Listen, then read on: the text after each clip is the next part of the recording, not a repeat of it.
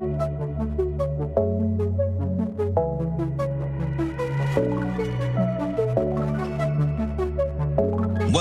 to Hurrdat Sports Live. 3-1 to Walkman. This one's hit well. Center field. Tracking back is Smith. It's over his head, and it is gone. It's a home run. Oh, boy. Launched to left. Drilled by Stewart into the Marlins pen. A two-run shot in his hometown to make it a two-run game. Devers, it's a high drive. Center field. Out of here. Lafreniere. Now Lafreniere moving in on Lukanen. He scores. Second of the night for Lafreniere. We are tied at 2. Ryan Leonard's out of the box, and with speed, he's behind the defense. Front foot score! Snapshot beauty. That one has to feel extra nice. Breaks the ice. Assar with a swipe. Assar lobs to Cade. Dynamite dunk by Cade. Powerful throwdown. Suggs backs it out. He's got the youngster, BLUEJAY, defending. He'll shoot over the top for 3. He drills it. Good morning. Welcome in Hurrdat Sports Live, presented by Next Gen Male Medical. That's DB. I'm Ravi, Lulla here at Hurrdat Sports HQ. What's up, DB? How we doing? Good. How are you? Oh, you know, I'm good, man. Yeah, hanging in there. Trying to process. Gonna ask for a lot of help. Need a quick blinker? Yeah, I'm easy. I'm vanilla. We can get to that in a little bit. All day. Always vanilla. I think there's something to that. I think so. I really do. But what I picked, I was fascinated by the. I don't know if I'd have gone ice cream. But I get it, though. Yeah, for sure. I mean, how many people do you know that hem-haw around that can't make them a decision? It's the only. Listen, man. There's a very popular ice cream spot that has gotten like national attention here locally, right? Okay. And it is, listen, it's good ice cream. But there is a lot of times lines going out the door for this ice cream place. And you know why? Because people can't decide what they want. Because people are just staring like, ooh, ah. I told you about that pet peeve at like fast food and drive-through lines. Make a decision, man. Like the menu probably hasn't changed. No, also, everything's available online, man. You could just look it up before you go. Oh, yeah. Yeah, I am. Like decision making, and here I am, and it's going to come back to bite me because we took Zoe and I took my mom to the doctor yesterday, and we're just shooting the breeze. I mean, Zoe talks a ton, and my mom. I was like, I'm be gone tomorrow. I'm gonna be in Ames with Micah. My mom is a very strong advocate for Micah's personality. Okay. I mean, since he was little, it was, let my Micah be Micah, her Micah, whatever, right? She knows he just rocks different. And she used to get mad at me when I'd say he's just different. So she's like, no, is this starting again already? No, he's too young for recruiting. And, this, that, and the other, and the third. And, Zoe's just laughing, and she's like, well, it doesn't matter. He's going to do what he wants to do anyway. It's like she's got him down to a science. And I was just thinking to myself, because this is on the heel, Verghese, Tim he had an article out, the next 2028s to be offered. And, he's starting to get some attention. And I'm going through this process in my head, and I'm like, this dude is going to be the type of kid who makes up his mind totally based on how he feels. Oh, I was gonna say, if you had left that sentence, I would be like, he's gonna make a decision based on vibes. That's it. I mean, 100%. That's just how it is. Yeah, and I'm dreading it already. And he's got 4 or 5 schools of being on the 15th, and I know he's going to Iowa State. I know he's going to Michigan State. Mhm. He wants to go. He's fast. He's infatuated with Dan Jackson, which is I got no problems with any of that. But I'm dreading it already. Right? Because I'm gonna need help. And I listen. I'm not gonna be that guy. I don't. Again, I said the same thing with Knucklehead. I don't care where you go. Yeah. Well, I mean, I kind of do. Sure. Like you're gonna care. You don't. When you say you don't care where he goes, you're not gonna like strong arm him into Nebraska. No, I'm not. Right. But you care in the sense of but they do know right away. Like they're polar opposites. Yeah, he's wired a little differently than Caleb. Yeah. Hey, you going to camp? They didn't ask me. Okay. Good talk. Yes. Yeah. Good talk. I'm dead serious. No, but he'd be the kid to say, hey, I think I want to go to Lindenwood. I'm like, what? You know, what do you want to go to? I don't know. I like to compete. A lot of people go there. Just see where I'm at. They didn't ask you either. Yeah. But that's how he makes the distinction when I'm just like, I'm not going through this again. Lindenwood does have a fire campus, though.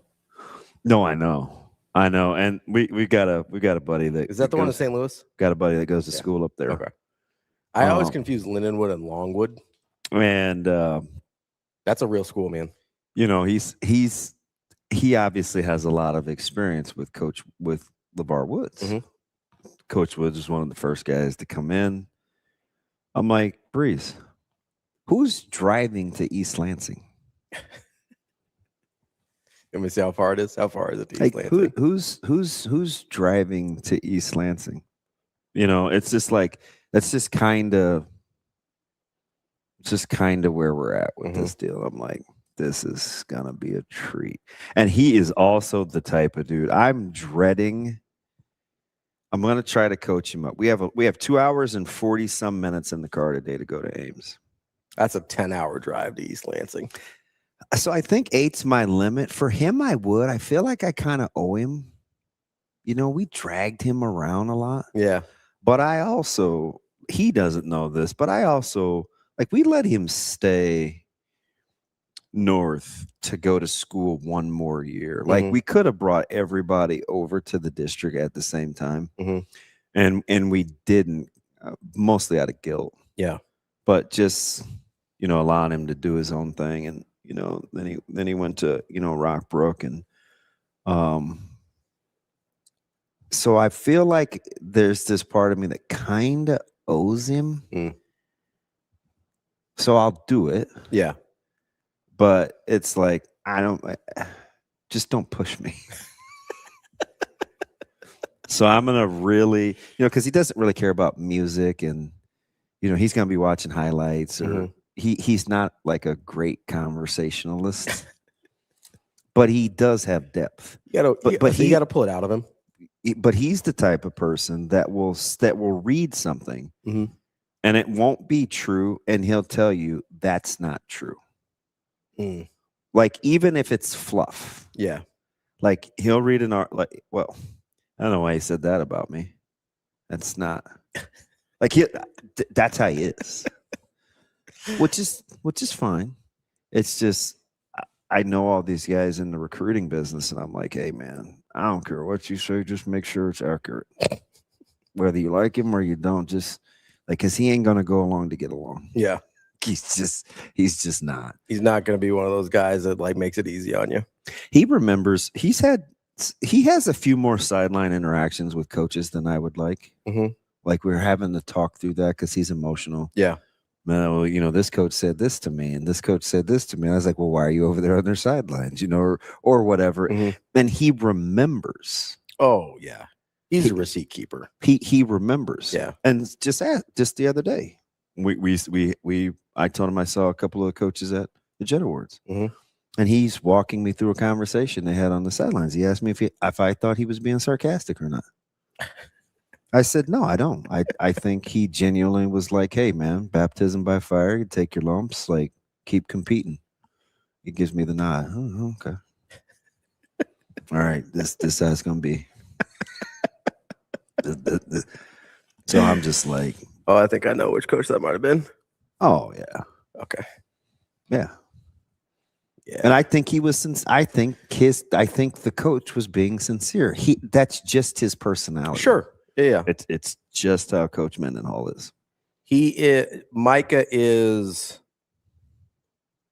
a lot like me in the sense that if there is an opportunity to take offense to something, especially when I was younger, Yeah, he's gonna pick that side. he'll find it. He'll pick that Yeah. side. No, 100%. I'm a little better about it now. I'm not great at it. I am a little bit.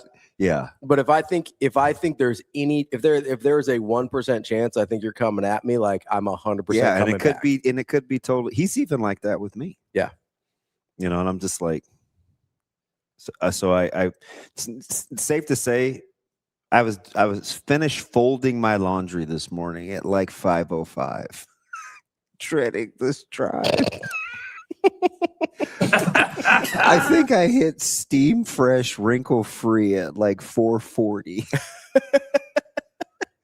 But Rico, you'd be proud of me. I woke myself up out of a dead slumber because I almost wet the bed. I've done that before. Oh, I've definitely done that. You're having that dream and you're just like, wait a minute. Hey, so it's kind of sketchy. It's kind of sketchy. But yeah, I was like, I know. Yeah, you've done the pat down. You did the pat down.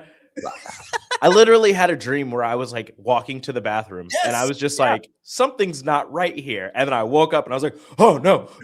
It's I don't remember, and I don't think you can read in your dreams, but I'm over here arguing at a trough. like at the old, like the Memorial Stadium. Yeah, troughs? I don't know what venue it was. It was probably but we're having this back and forth. Why is this funny? I mean, first of all, number one rule of the trough: don't turn your head. We're having this back and forth on eyes forward, like using the space correctly. Like I was mad that everybody was so close. I was like, "There's plenty of room." That's a fair. That's a fair beef at a trough. To be fair, so I'm like, "Why are you all the way over here?" And the guy, I can't even remember the gist of the conversation, but we're going back and forth over proximity. She's like boxing people out at the trough. Hey, Like, man, if any part of my like shoulders or arms are touching somebody, I'm not going. and I'm Too like, close, homie. Too close. Yeah. I'm literally doing like a baby jog to the bathroom. I was like, oh shoot. I said, no. You know what I said? I'll be perfectly honest. You know what I said? Oh no, I didn't. And I was like, whoo, I didn't. You almost had the I pissed down my leg and I broke the other one. The pat down is so I don't real. even dream, man. I was like, Dude, the pat down is It's so real. That is I was Because like for a second you're like, hold on, did I? I wish I knew what facility I was at. It was dungy. It was dingy. Juan says it's okay. I peed on a vacuum once because I was sleeping. I pissed down my leg and I injured the other one. Are you a sleepwalker? I'm not anymore. When I was a kid, apparently I was. Yeah. And my dad caught me multiple times, like trying to walk around the house, pee in different places. Like he caught me in the kitchen once, and he caught me in the bath or in the office once. What's wrong with the bathroom? No, it wasn't. I was asleep. It's not like I get it, but Sleeping Ravi thinks the bathroom is everywhere. yeah, that's kind of my. This whole house is my bathroom.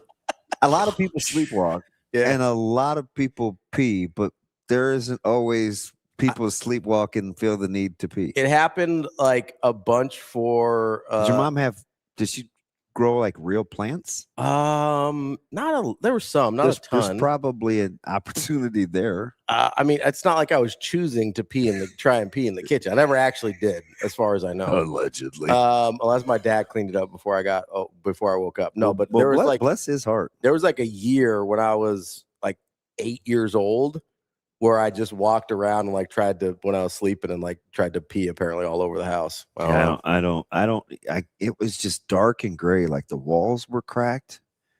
And it's true, right? Like you can't read in dreams, can you? Oh, I don't know. I've heard that. I don't dream enough to know. I've heard that before. It seems like something people made up. I don't buy that necessarily, but I can't off the top of my head. Is that like the same thing of like? Well, I mean, next time you dream, see if you read anything. Is that like the same thing where they say you can't imagine faces in your dreams? Like the only faces you see are people that you've seen before? Yeah, like they say you can't invent new faces in dreams. Yeah. Which that sort of makes sense because I feel like most of the stuff in dreams are sort of like drawing on things you've seen either on TV or in real life or whatever. So I think I'm pretty creative. Sense. But I can I don't know. I'm watching Daredevil Born Again, and I think the dude that I was sitting to looks like the caricature of Wilson Fisk. Oh yeah. Yeah, I don't know if you've ever seen, but it's a really good series. Like I love Wilson Fisk. I know he's a bad guy, but yeah. And it's funny too, because Shane, you'll get a kick out of this. He's been both black and white. You know, because obviously Michael Clark Duncan played him in the Ben Affleck one, which I think is a better movie than people give it credit for. So I saw it when I was like people in high hate school. on that movie. That was a good movie. I liked it. That's just because Elektra sucked. So she's weird though, like her character. She has that strange obsession with Daredevil, and you don't know if she's a good guy. She's in Born Again, she's a bad guy. Yeah, right? She's trying to. They're playing off the comic book thing, Shane, where she's kind of under control of the hand, and then she gets her memory back, but she's still weird. But I thought Elektra was good too. I didn't see Elektra. That's Jennifer Garner. Okay, I get them confused. Yeah, Conley and Garner. Is that who it is, Shane? They were about the same time frame. Nope, it's not Conley. Jennifer. It's Jessica Biel. Oh. The married comedy she's in the married comedy with the dude that was dancing in Hitch. The Chuck and Larry? Wasn't she in that movie? Which one? In Hitch? No. Which one's the married comedy? Where the guys were getting married? Yeah, Chuck and Larry. Wasn't she in that movie? Yes, yeah. Adam Sandler and that's what I'm talking about. Okay, yeah, that's Jessica Biel. Yes. I confuse her and Jennifer Garner. Yes. I was a big Jennifer, I don't know why, but I was a big Jennifer Garner fan around the time of Daredevil. Yeah, a lot of people were. I thought both those movies were good. I didn't see Elektra. I liked Daredevil. He's one of my favorite characters. I liked Michael Clark Duncan. I liked Colin Farrell in that. He's Bullseye. Yeah. Hey, Bullseye. That's crazy. Bullseye and Born Again. Legit. Yeah. Yeah, he's a bad boy. Love it. He's and now we're to the part where he's double crossed by Fisk, who is my guy. I never get the accent right. Full Metal Jacket, Criminal Intent, D'Onofrio and Reno. D'Onofrio. Him too. Vincent D'Onofrio. Love him. Yeah. I thought it was D'Onofrio. I don't think so. I defer to him. It's not what you said. Whatever. For sure. He said you're wrong. That's for sure. Always. I'm over that. I think it's D'Onofrio. Yeah. Okay. Jennifer Garner's in another movie where she's like an assassin, but like it doesn't fit. I actually think she has some legit like training combat skills. Yeah, because she was an Alias too, and she did a lot of that stuff. She did a lot of that too. Like movie is like her husband and child were killed, and then she like just goes off the grid, and then she comes back and like kills the entire cartel who killed her husband and son, and it's just kind of weird. No, I think is it Candy? Maybe I don't remember what it's called, but every time I look at her, all I think is what's in your wallet. Vengeful lady. I think it's Candy. I don't see Candy on here. It's Candy something. Let me look it up. Or Peppermint. It's something weird like that, where she plays this vengeful person. There is a movie called Peppermint. Hey, what's it about? Peppermint is about. I don't think it's about. I mean, she's violent in this one. Dude, can you read? You want me to read? Look at this. It's Peppermint. It's Peppermint. Thank you. That's the one. All right. So, come on, DB. See, I watch a lot of bad movies. You're like, it wasn't like it was good. I just can't get past like looking at her. I just couldn't. Like I said, all I think is what's in your wallet. I don't think it's her physical abilities because I think she does have training. That was pretty good. I said Candy. That's close. You got to Peppermint. It got you to peppermint. Do you know what I wanted to say? What? Candy cane. I mean, that's closer, kind of no, I think like her personality doesn't lend itself to like, I'm going to go on a killing spree. Like she has like she killed a lot of people in that movie. Like there's sort of like almost like a endearing quality that you're like, I don't think you're going to kill a bunch of people. Yeah. Maybe that's why she was a good spy though in Alias. She didn't age like I thought. You know what I mean? I mean, it's probably 1 year at a time like everybody else. Not today. Why don't you go to Ames? Why don't you drive? Me and Mike would have a great time. Why don't you drive? That's my guy. If Ravi takes Mike on any recruiting trips, you could just cross that school off the list. Hey, I gotta ask. They're not going back. They're not going to be allowed back. Here's the thing, though. If I take Mike on a recruiting trip and they're like, you know what, we like these guys, he's 100% choosing that school. We need to call him. So I'm going to ask him real quick. You should let me talk for a second. You should let me take him on his trip to whenever Lincoln finally decides to have him down. No, they'll be there. They told me they're coming. He doesn't want me to have anything to do with that. Like I can do anything. I'm like, you don't have to worry about that. Like he's lecturing me on my involvement. Yeah, that's why you should let me do it. I'm like, you think I want you as far away from me as possible. You're like, Lincoln's not far enough. And you think I want to hear what they tell me about how you behave? No. Just let me handle his visit to Lincoln. Dude, listen. I'll take care of it. Dude's nuts. ask Coach Lamonji. Be like, Michael, what do you think we should do here? The dude is one angry decision away from being like, you can't be here. It's always the quiet ones. I'm telling you. Yes. Yeah. No, I know. He almost sat him down after the seatbelt thing. That feels like an overreaction. He's like, hey man, I'm emotional. At least he's if you know, at least he's self-aware. I'm like, if you know, then let's just get it all in here. I mean, maybe he doesn't see it as a problem. You guys gotta talk for a second. I gotta ask him this question again. All right. Rico, what are you eating over there today? It's a little breakfast Sammy. Yeah? From what? Sausage, egg, and cheese. Or did you warm it up? I did warm it up. Did you? No, I mean, I asked from where, or did you warm it up? Oh, I got it from home and I warmed it up here. Yeah. Is that a Jimmy Dean's? Probably. It was in a red box. So yes. Jimmy Dean's is the red box. Hey, you know what's funny? So my mom would. That's childish. That wasn't necessary. What are you doing? That's what not are you nice. For? That's not nice. That's something Zoe would say. That's not nice at all. Hey, so two quick things. You be nice to my guy DB. Two quick things, and we gotta get to sports. So yeah. I mean, we were talking about football visits. That's sports. So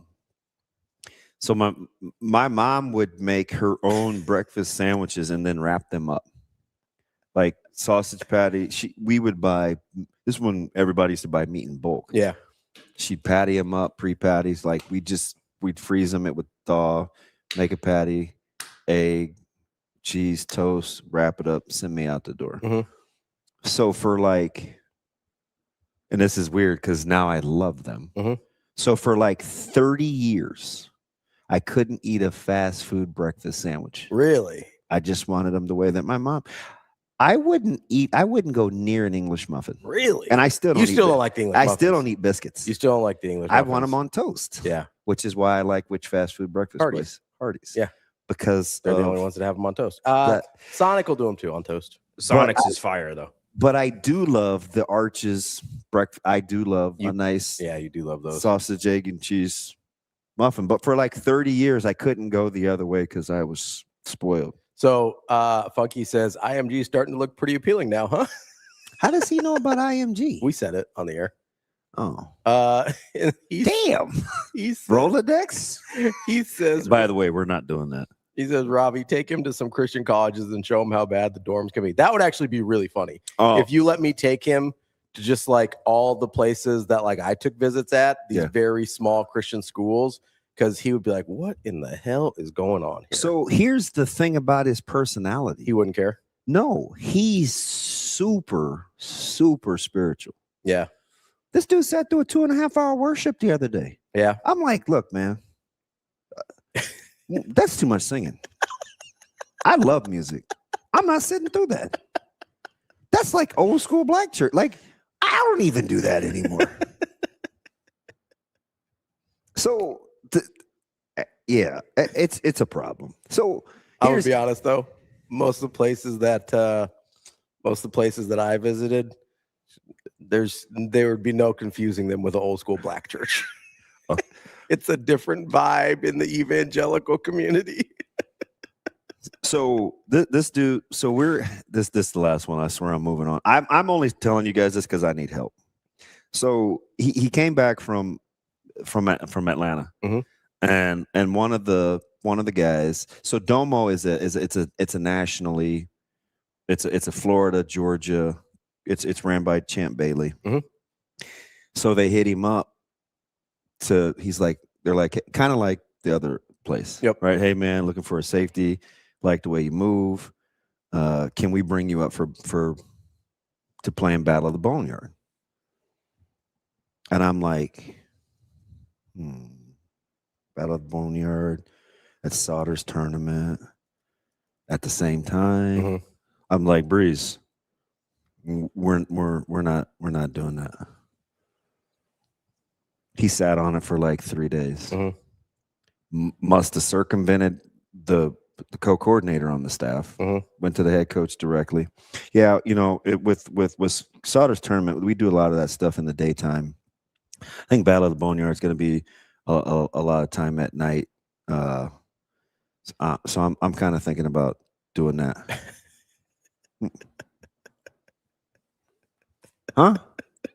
Come again? I'm talking about wear and tear. Yeah. Can we make it to whatever? No, he goes, yeah. I talked to Abdul because that's his 7-on-7 coach, and Battle, their team. He's like, nah, get the national exposure. Go play with Domo. I'm like,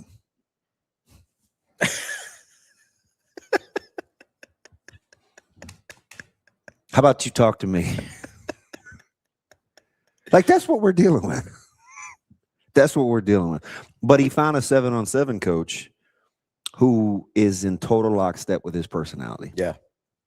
He and Abdul are the same person, which is funny because it's Kenny. Yeah. Abdul and I have the exact same birthday. Yeah. We are very if then. Abdul just says what I'm thinking. Kenny. So that's now his confidant. Okay. He says visited a school that had 3 dudes in a room with only one outlet. Couldn't see girls after 7 p.m. in college. I left and didn't go to church for a few months after that. Yeah, you said Heath is kind of nuts, right? Dude, he's my guy. Yeah, but went through. No, he had a. We have all done that. He had a wild period, I would call. Yeah, just doing his thing. Yeah, he's just out there. I mean, we out here, right? Yeah. No, he had his time. He said, "Go get the night." I don't know, Kobe. It's different. It's different. I'm just saying, you should let me take him on some visits. Hey, Suave, do you have is there something to this though? Because this was a couple of days ago, and I meant to get to this yesterday. Suave, do you have Koa's clip talking about ice cream? Yeah. Do you have? Yeah. Are you rocking with this? Go play. A question like this all the time. Hey, do you like chocolate ice cream or vanilla ice cream? Okay, the minute a kid pauses, I don't really want that kid. Right, because you need to have some type of conviction, right, wrong, or indifferent. Okay? So whether you like chocolate or you like vanilla, I don't really care. But if you sit there and say, coach, I don't know. Is it melted? Is it not? What's the brand? So on and so forth. Like, what is this kid going to do on third down in front of 110,000? He's probably going to think about it more than he should. He's not going to have conviction, right? So it's, like I just said, long-winded, I understand, but it's the mental aspect is really what we're after. Fair or foul? Fair. Yeah. I think there's something to processing quickly. And I mean, there's a lot to processing quickly. I don't disagree with the logic of if you overthink one thing, you'll overthink everything. Do you see the quarterbacks on his roster? Who we got? At Oregon? Oh, yeah. Yeah. I don't, and I don't know that I would have before this year thought about Dante Moore as a quick blinker. Exactly. And Dylan certainly isn't. I mean, I'm not trying to be a dick, but we saw clearly just hey, how many times? Dude, it's like Barry Bonds, man. You're going to hit about 500. How many times when somebody prefaces something with what they're not trying to be, they are? No, this is anytime you get the I'm not trying to be a Richard, you're almost always a Richard. With all due respect, and you're going to say the most disrespectful thing ever. Yeah, no, with all due respect, the batting not trying to sound racist. So I understand what you're trying to say here. And what I'm saying is here's what I mean when I say I'm not trying to be a dick. There's a pretty good chance what I'm going to say is going to sound pretty dickish, but that's not my end goal here. Was that a comedy show on ABC? No, I was Blackish. My point of saying that is, hey, no matter what I say here, it's cool because I'm not trying to be a dick. My point is saying, I know this is going to sound like I'm being a dick, but that's not the end game here. Oh, boy. And my point with that is, regardless of how you feel about Dylan, whether you wish he would stay, whether you're glad he's gone, whether you thought he was great, whether you thought he sucked, there is no arguing my guy did not get rid of the ball very quickly. Okay. There's zero way around that. I charted it. I timed it. I was on my phone with do you remember these in-depth conversations we would have about Oregon? Because in our group text, we have an avid Oregon fan. Do, yeah. And you famously said, Dante Moore hasn't completed a pass in almost 3 hours of real life time. 2 hours of real life time. That's a real thing that happened. That is a real thing that happened. 2 hours. Because I'm in the middle of a broadcast. Watching these guys just snipe back and forth. Was that Iowa, Oregon? I think so. Because the week before, I think it was the week before, our guy, Matty D, love him to death. But they were playing like Oklahoma State, I think, wasn't it? And he was gassing up Dante Moore. Big red gun. And I go, but it's broken. That's all I can think of. Yeah, Lee, that's correct. I'm never trying to be. That's just often the end result by nature. Well, I think Lee is in a very similar boat, giving the barbs he shoots at us. Hey, no disrespect. I'm probably going to say something a little slick. With all due respect. I said with all due. No, I think there is. It was because they played Oklahoma State like the week before, and he was gassing up Dante Moore. And I was like, that's the worst team in power conference football. That team has quit on everybody. Like, that doesn't count. Did I tell you the week they didn't meet during their bye week? No. Did not even meet in Stillwater. Really? Go home. Oh, good. Dead serious. Seems like he may have been checked out on that job. And so I was like, I was giving Deemer some pushback about him gassing up Dante Moore against Oklahoma State. And listen, I understand you still got to execute, you got to do whatever. But then they played Iowa at some point later. I don't remember what the timing was. And he was, again, talking about Oregon. I go, yeah, Dante Moore hasn't completed a pass in 2 hours of real time. Yeah. It's been a hot minute. And here's the thing about, and this isn't like necessarily an Oregon thing. It's like, if that's what you're after, I wonder if part of that was why Moore comes back. I get the money. Sure. But I wonder if part of that is why he came back. Maybe. I mean, such a weak quarterback class. I thought it was very interesting because he would have been 1 or 2 overall, right? And there's more to the clip. And he said, especially in our offense. And I'm like, when I watch you guys play against like competition, it doesn't go like that. No, it doesn't. It doesn't. And like, at what point when they were playing Indiana were you thinking, ooh, quick thinker, they got a chance, quick blinker? Yeah, no. Like, maybe not really at any point during that game. And maybe shout out to Indiana, but I mean, Indiana is pretty vanilla, no pun intended. Yeah. I mean, they don't do a lot of exotic things. They just execute at a super high level. I get it, Pons, and then they had a couple thoroughbreds now. Yeah. But I don't know. Maybe some of it was Oregon's health. You know, because I know that the wide receivers were in real bad shape for a lot of the year. I think they lost their number one guy before the year started. They were down a bunch of guys at different points in the season. So that's a fair variable to bring up when you're talking about a quarterback making quick decisions. Yeah.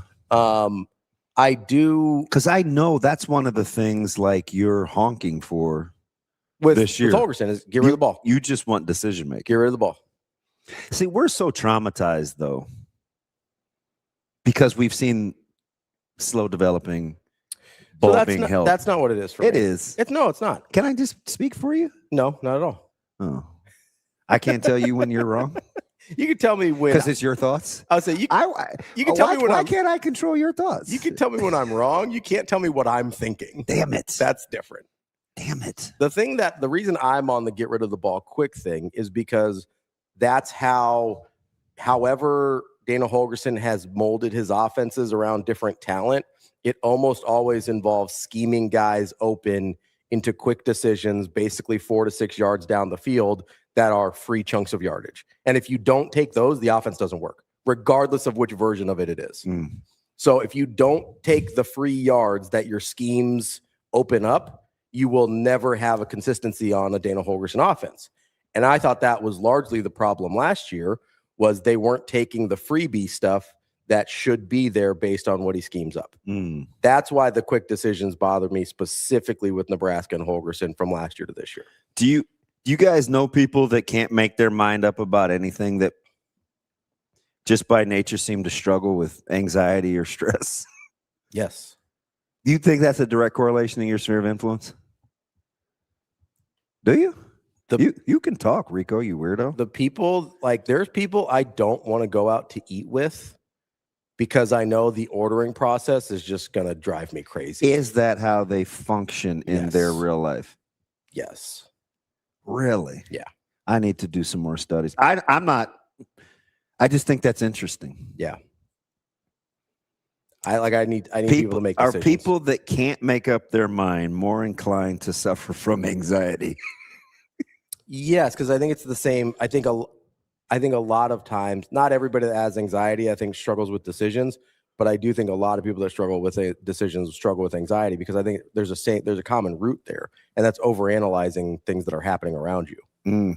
I don't know if that's like a direct correlation. Hold that thought, Action Jackson. We're going to get to you. Go ahead, Suave. Yeah, I don't know if that's a direct correlation, just because you struggle with some decisions in like an ordering process or even ice cream. I don't think that that's something that goes into your everyday life. Like, there are things that you've done that you don't, I guess you have decisions and you can make those extremely quickly. But when it comes to like food or something, like maybe with ice cream, you're just like, oh, well, I know I like this, but what if I want to try something different? Like, I don't think that it's directly the same for everyday life and like decisions like that.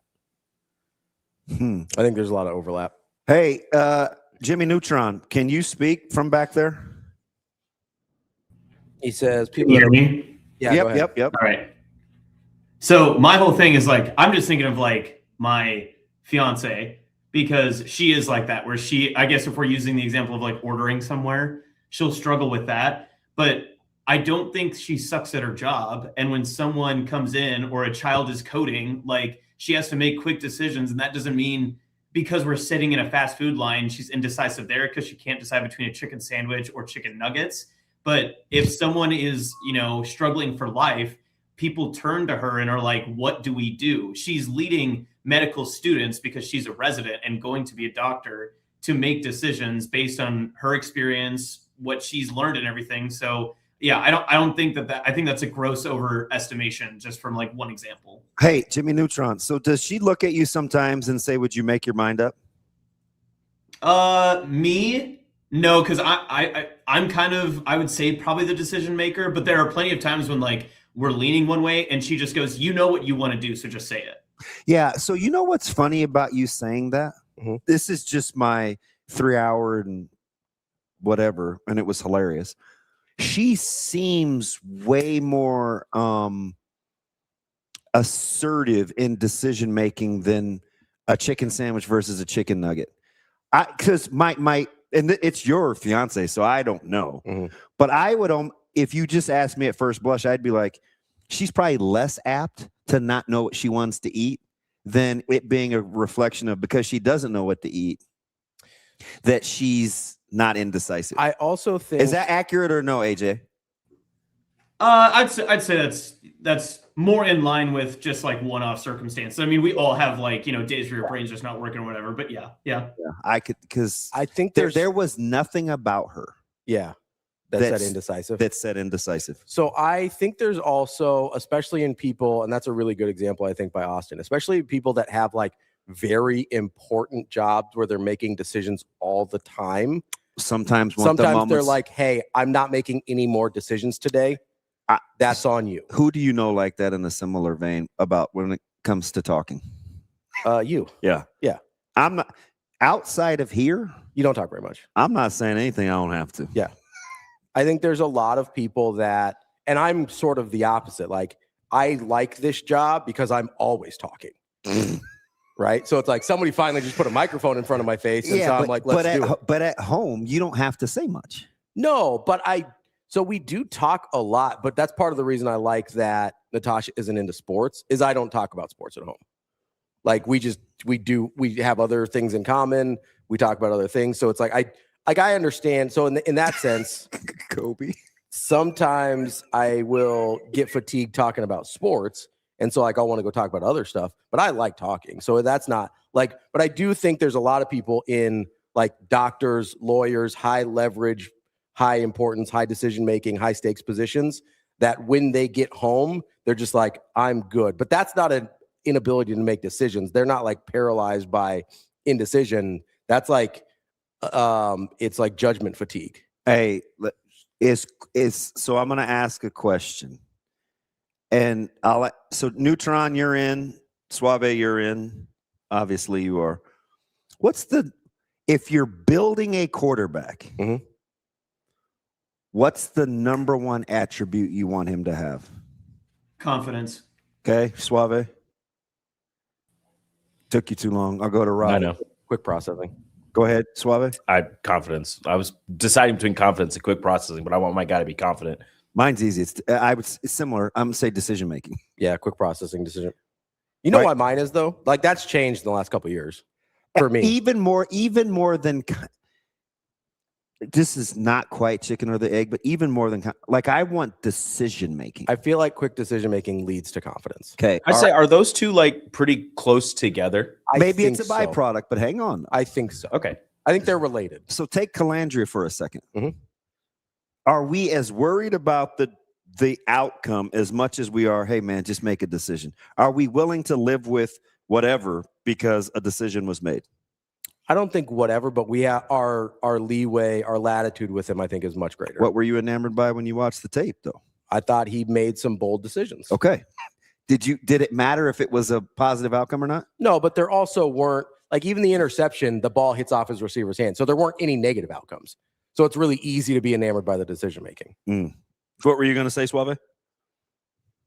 Oh, I was just between the confidence and the decision making where like you're confident that you can get it into a spot and like it's the right decision and you've made that decision and maybe you're not a very confident person, but you're like, this is where I need to get it, but I don't think I can get it in there. Whereas if you have the confidence as well, you're like, this is where I need to go. It's a little tight, but I know that I can get it there. So I think they both can precede the other. Like confidence can make it easier to make decisions, like you're saying. But I also think quick decision making can lead to confidence because you know you made the right choice. Okay, so we just talked about this with Ant, right? Not R-I-G-H-T, W-R-I-G-H-T. Ant, right? Where we were talking about Price Sanford.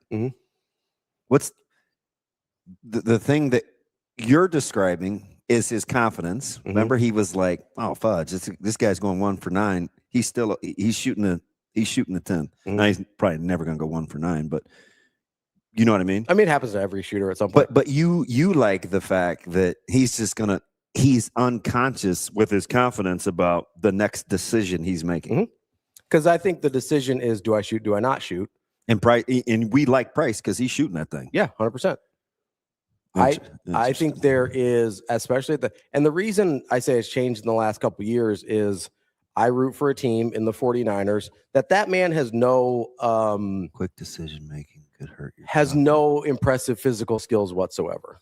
Like Brock Purdy is not impressive physically in almost any way. He's average. Hey, bold Kobe for me for a second and finish. He's just average across. He's not bad. There's some things he's below average in, but the thing across the board that people are blown away by is his ability to make quick decisions. He's a quick blinker. He's a quick processor. And by the way, I said quick processing, not necessarily. You said decision making, which I do think can be a little different. Although that's why I'm bolding Kobe's. I think quick processing leads to quick decision making, but quick processing is the thing that people rave about with Brock Purdy. He can see what's happening and diagnose what's happening accurately in an incredibly quick amount of time. It's also probably the thing that made Tom Brady great. Tom Brady physically is not that impressive, right? Like he's just not. Same thing with Peyton Manning. There's almost nothing impressive about Peyton Manning physically, and almost never has been besides his height. Like he's got good size for a quarterback, but he can't move. His arm's never been great. He just is unbelievable at processing the information in front of him in real time. That to me is the most valuable quarterback skill, because not only will you then make quick decisions, but they will likely be the right ones. Hold that thought. Let's take a quick break. Set the show. Shane, I know you got something. Suave has some. I want to get to something Kobe said as it relates to, I think, to football specifically, but how we view sports in particular. Yeah, we'll come back right with that. But at 8 o'clock, we've got John Rathouz. He's a former PGA caddy. We'll talk a little Masters. At 8:45, Brian Edwards from Major Wager. And at 9, Michael Bruntz from Husker 24/7. That's DB. I'm Ravi Lulla. We'll be right back. More Hurrdat Sports Live.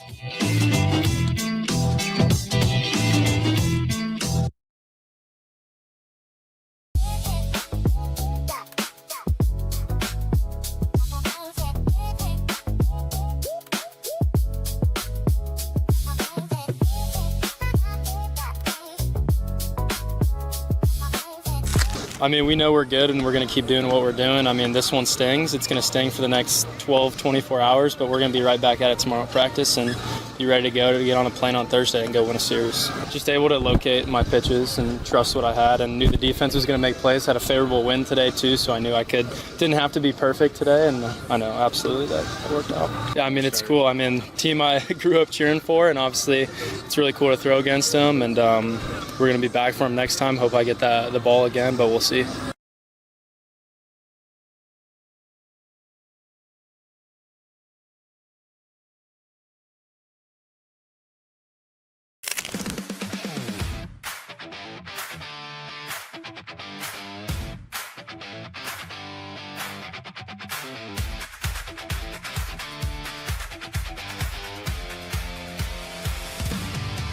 You know, honestly, being over here has been fine. You know, there's some things facility-wise that we have to get used to, but I don't think it's bad to go through a little adversity and some changes and kind of have to be out of our comfort zone for the spring. So it's been working out really well, and I feel like we're getting a lot of work done. You know, a lot of it's like hitting harder, serving tougher. I think those are probably our two biggest areas where, you know, we feel like we can get better from last year. And then I think just acclimating the freshmen, they've all been doing great. They've raised the level of our gym, so getting them up to speed has been a lot of fun.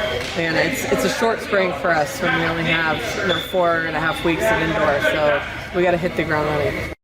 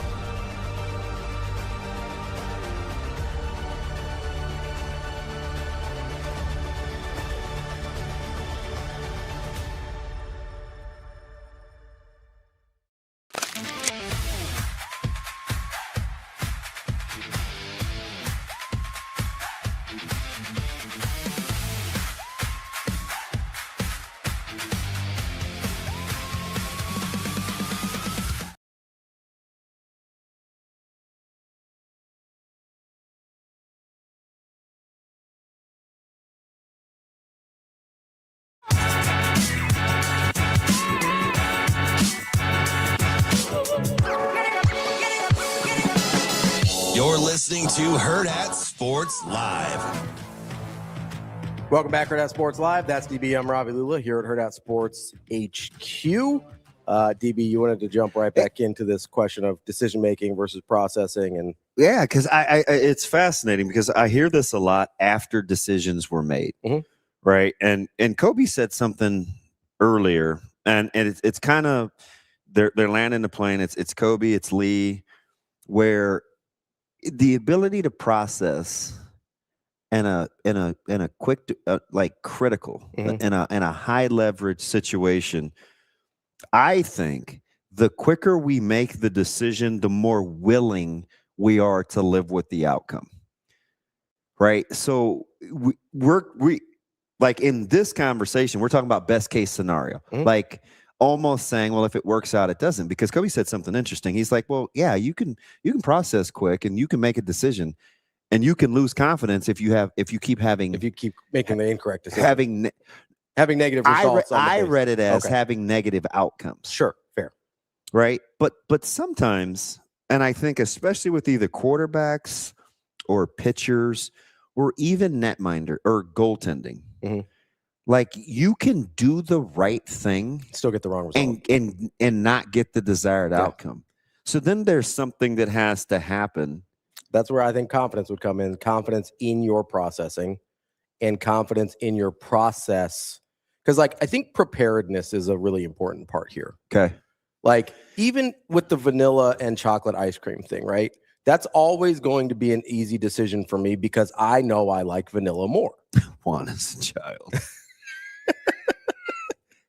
Hey, Berke chat GPT this. Like, there is...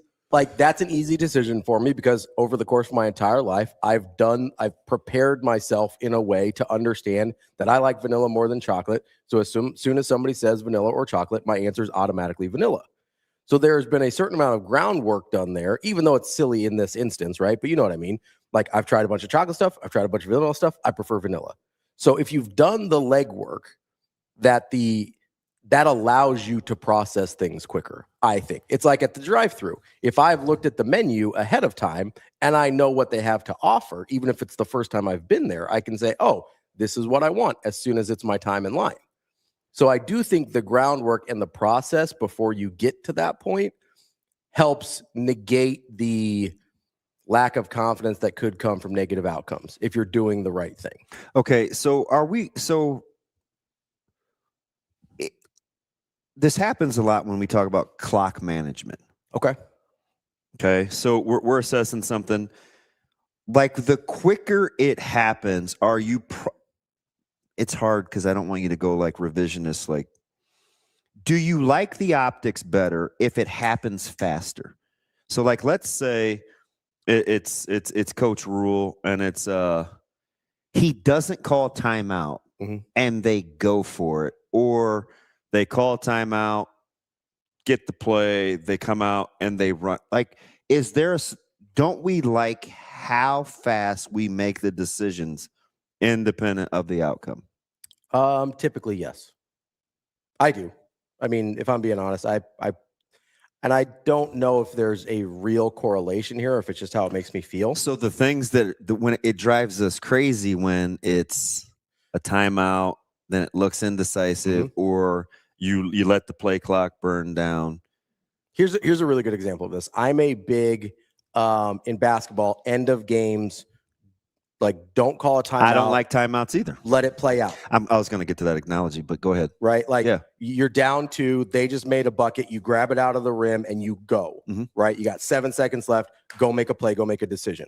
Right? I'm big on that, which is a little different than what we're talking about, but I think there's enough overlap there to say, hey, my guys know what to do. We have practiced this. We have prepared for this. I am confident in the decisions they're going to make. Whereas it feels like if you call a timeout there, then you don't trust that your guys are prepared in that moment, and you're going to try and crash course it in 60 seconds during a timeout. I don't love that. I also understand that's not what every coach is trying to do, but that's how it comes off to me. And I think you're deliberately taking away an advantage that your guys have in that moment in order to set a play up. So I believe, hey, you must really not trust them to make decisions in this thing. live and in real time if you're deliberately taking away the advantage you have, which is a defense in transition. Yeah, it's fascinating because sometimes we'll watch guys stand over a putt or an approach shot and take 60 practice swings. Yeah, and I'm just like, absolutely not. He's not making this. We've seen, or he's at the free throw line and he dribbles too many times, or whatever. We've also seen some other putters historically, really good ones, that will stand over that thing about 4 seconds. Yep. Take one practice stroke, bow. You've seen, like, there's this thing that I think we fall in love with, and it's not reckless. It's willing to live with. It appears as confidence. That's what we like about it. I mean, that's like the whole Brett Favre thing? Or I mean, I'm not a Brett Favre fan, but no, but we like the fact that he is. I don't know what people like about Brett Favre. I'll be honest. I'm not. That's a hard analogy for me, if I'm being honest. Like end of the game. How many times were we watching basketball? And I could think of at least 8 or 9. Padilla might be better at the recollection, where we would say, somebody would call a timeout, we'd see the final play, and you'd say, "That's what they came up with." Yep. That's what we called a timeout for. Yep. Yeah. Right. Especially because yes, correct. It just happen. It happens a ton. Yeah. And because I feel like some of the indecisiveness where fans would lose their minds with Nebraska in late game or late half situations is if it comes across as being indecisive. You know what it is? Not even so much that's the feel that I get. You know what it is for me? When you make decisions quickly like that, it feels like this is something you planned for already. So like, let's say Nebraska. So you are probably more apt to live with the results. Yeah. If you're like, hey, this is, if you don't hem-haw around. I knew this was a possibility. I planned for this possibility, and this is what we do next. Whether it works or not, I prefer that, because let's say Nebraska's got a third and goal from the 3, right? And they go first play, they get 2 yards, they're down to the 1, and they're immediately back on the line of scrimmage. They had 2 plays ready. They were ready to go. They knew this was a possible outcome, and they knew what they were doing next, right? Like that, to me, it's about the preparedness, the apparent preparedness of the situation. If I feel like you were ready to go and you had already had a plan in place for that, where you are absolutely ready to execute one more time, that is something that I'm way more likely to just be okay with whatever the results are. Whereas if you're at 3rd and goal on the 3 and you have a play dialed up and it doesn't work, and then you kind of sit there and the play clock runs down, and then you're like, timeout. And then you go take the timeout, and you come from the TV timeout, and it still looks like you're kind of trying to figure things out. I have a lot less confidence in that situation because it seems like you had no idea that 3rd and 3 play couldn't work. Yeah, I'm just telling you, I think we're being a little disingenuous. And maybe it's not like one size fits all. Okay. But just because, like going for 2 versus Miami, it's aged where, because he was so decisive in the decision making, it's like we were willing to live with the outcome. We don't even get into the play call. Sure. Right? Yeah. Like, where like you could make an argument, you ran for however many yards on him. Maybe you try and run it again. It's 2 yards. Yeah, but because that's what you do. Because he was decisive. We're okay with it. I typically think that's how we think. Yeah. Like if you don't, do I call a timeout? Play clock ran down. I mean, there's the famous clip from that Orange Bowl, right? Score the touchdown immediately. Yeah, too. Immediately. Yeah, so we're cool. And it happened again in '94. Score the touchdown immediately. Yeah. Right. And guess what? Pretty similar play call, by the way. One worked, one didn't. We were cool with both. Yeah. Right? Because immediately in the end zone, give me 2 of them. The optics. All right, we'll be right back with John Rathouz to talk a little Masters coming up on Hurrdat Sports Live.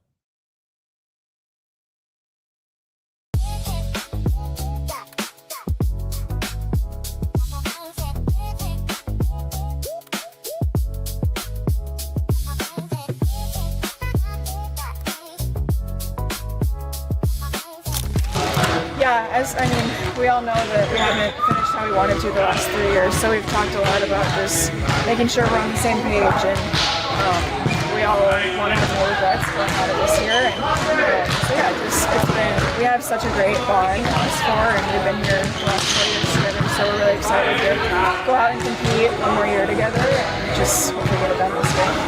I kind of heard rumblings of it, but I didn't really know if I should believe it or not. But once I heard, I was really excited, and we get to go back in non-con to Brookings. So I think it's super cool that like volleyball is growing so much in South Dakota. We're a little behind Nebraska, but it's cool that we can kind of go and try and help move that along a little bit. We get sold out in like 3 minutes or something on Ticketmaster. I know a lot of my friends tried to get tickets and couldn't, so that's really cool to see, because I don't know if 5 years ago if that would have happened. So I'm glad that we can try and help move the trend a little bit in South Dakota too.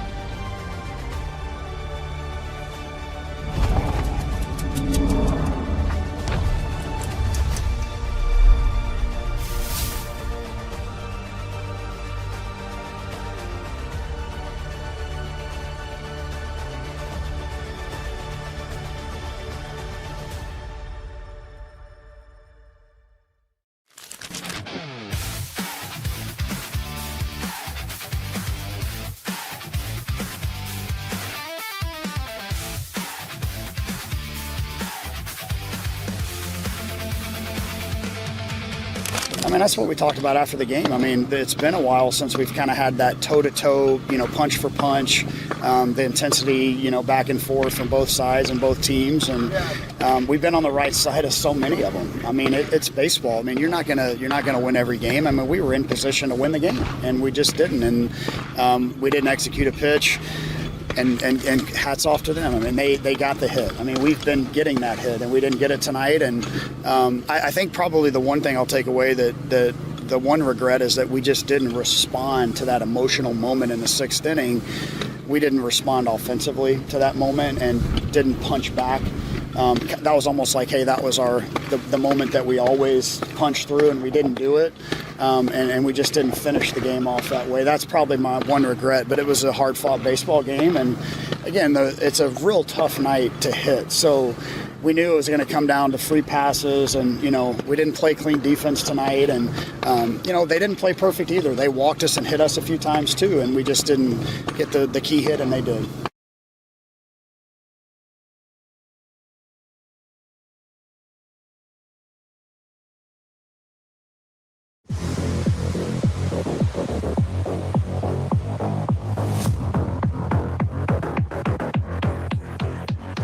Welcome to Hurrdat Sports Live.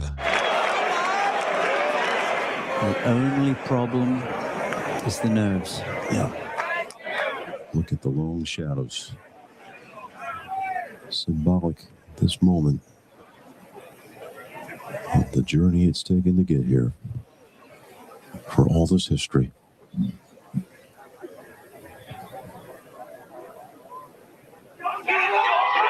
Journey is over. McElroy has his masterpiece. Welcome back, Hurrdat Sports Live, presented by Next Gen Male Medical. That's DB. I'm Ravi Lulla here at Hurrdat Sports HQ. We are joined now by John Rathouz, a former PGA caddy, to talk a little Masters here. John, how we doing, buddy? Good. Always good to be on with you guys. Talk a little golf. One of the best Thursdays of the year. We don't do this enough because you have more range. We kind of pigeonhole you as just a golf guy. Like your humor and we don't have enough fun with you during the normal course of the year. That's on us, man. We apologize. Hey, I'm ready to go on anytime. I will tell you, getting the kids out the door and on with you this morning was quite a feat. So we're ready to go.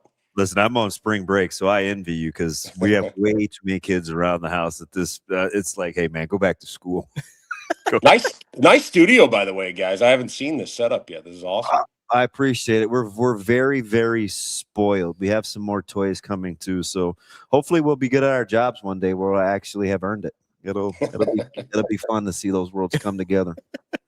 JR, we've been having this conversation. I actually wove in golf. Just kind of on a whim. And we just heard in the clip, Rory approach, standing over it, the nerves, this, that, and the other.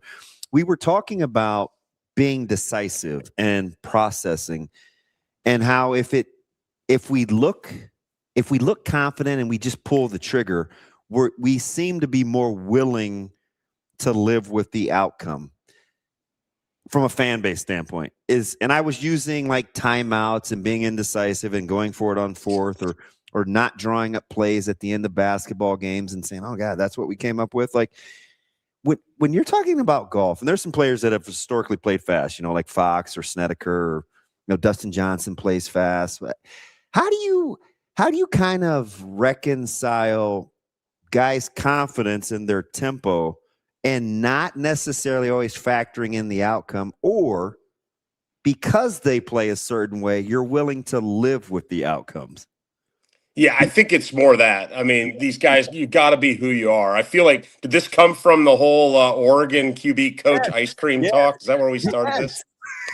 Yes. Yeah. I was watching clips of the 94 Masters last night, Jose Maria Olazabal, and he had it on a string, was swinging it so good and super decisive with what he was doing. A guy that came to mind in your list there that's going to probably be a factor this week that we'll get to watch under the microscope is Ludwig Aubert. I mean, that guy plays as fast as anyone on tour. And if I'm his caddy, Joe, as long as he's in rhythm and doing what he normally does, I love it. I think sometimes when you see things get bogged down, you need to really take your time with that decision. But then, as you know, be really disciplined with your normal routine. So once you've made that call, you got to go. I mean, they talk about that a lot on, lots of shots on that golf course that you're going to see this week where, once you've made up your mind, you need to be fully committed. And I think guys are willing, and caddies are willing to live with a bad result on a fully committed shot versus nothing's worse than when you're in between and then you're just all discombobulated. It oftentimes doesn't go well. So you've had a unique position in this, being a caddy, where like I'm sure you've had guys that want to play a little faster, want to play a little slower. You talked about letting guys be who they are, but is there a balance between trying to let guys be who they are versus like you can tell a guy's in his head too much? Because like if golf, as much as anything, is one of those, like I would say like golf, baseball, tennis are ones where it's like if you're in your head too much, like it's going to get on top of you in a hurry. Like, how do you kind of find that balance as a caddy where that's kind of part of, I mean, like, yeah, you help them with clubs and reading things and stuff like that, but you're also like on-court psychologist a little bit too. Like, how do you kind of weave that, like thread that needle? Yeah, I mean, I think it's little things. I mean, you're always trying to do things kind of subliminally where, at the end of the day, he might not even know that you did something. Maybe you pick up the pace a little bit with your walking, or maybe you engage him in some conversation if his head is in left field. So there's just little subtle tweaks you can do here and there to kind of, as the jockey, kind of crack the whip or pull the reins or, what have you. And so there's those little tricks. And certainly as you know your guy better, it's easier to kind of feel like it's time to do those things. Also, in the same regard, he kind of knows your tricks. And so you have to kind of deploy them, at the right time and not always use the same one. John, the match is always so interesting because the course is the course, right? And I get it, golf, you're playing against the course anyway, not necessarily the field, but the layout, the familiarity. Is this not the tournament where you pay the most attention to kind of all the qualifications, had to have played a certain amount of rounds? You're typically playing this style heading into there's all this data that comes into the odds in terms of who to pick for the Masters, these magic prerequisites. Is this the one tournament you're willing to overlook that, or do you think there's actually something to all the qualifications and data that come out when you're trying to put together your Masters pool? Yeah, I mean, I think when you're talking to the Sharps about this week, and as someone that's been there, and it is one of the most predictive golf tournaments of the year, right? It's a smaller field, and it's the same guys get a chance to play it year after year, and they learn the golf course. So absolutely, the course history matters a lot, but the form does too. Like if you're looking at guys that maybe haven't played a lot but are in good form, I think it's absolutely possible to go out and have a great tournament this week. I was able to see that firsthand. So that's a possibility. Now to win, right? We haven't had a first-time winner in a long time. That's maybe a little bit different story. And so, you always want to look at those metrics on and also just kind of what sort of skills fit around this golf course. I think we'll see some interesting ones come into play this week. You know, from all I can tell is that we've going to have no rain. You know, the golf course is maybe going to be a little bit gettable today, a little, less so tomorrow. And then as we go into the weekend, get firmer and firmer because they're going to have complete control of it. So the short game, the plodding along, I think is going to come into play even more. You got to be playing good golf no matter what. As you kind of look at, you mentioned not a lot of first-time winners recently. A guy that certainly is not wouldn't be a first-time winner, Scotty Scheffler. His odds kind of took a weird hit late last night as coming into this morning's round. Interesting. Like as DB said, not playing very well, but has a great history at this course.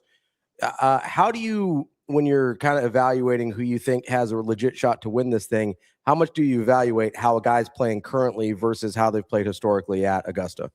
Right. I think, there are guys that can kind of turn it on. We see that every year that a guy isn't in great form and then turns it on.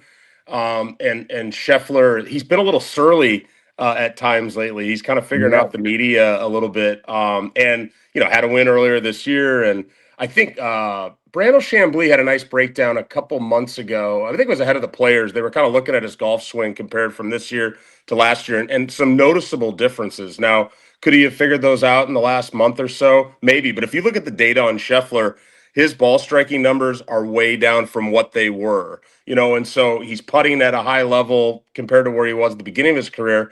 His scrambling is always going to be good. But if we're talking about who's going to win this golf tournament, it's not that he's not maybe playing good enough to win or that he can figure out a way to win. It's that there's going to be other guys that are firing on all cylinders compared to him. So I'm not as high on Scheffler this week. I could see how his odds got dinged a little bit. I think he's going to have the acumen to scramble around this place and score a little bit. But is he striking the ball well enough to kind of be clearly out in front, on Sunday afternoon? I'm not so sure about that.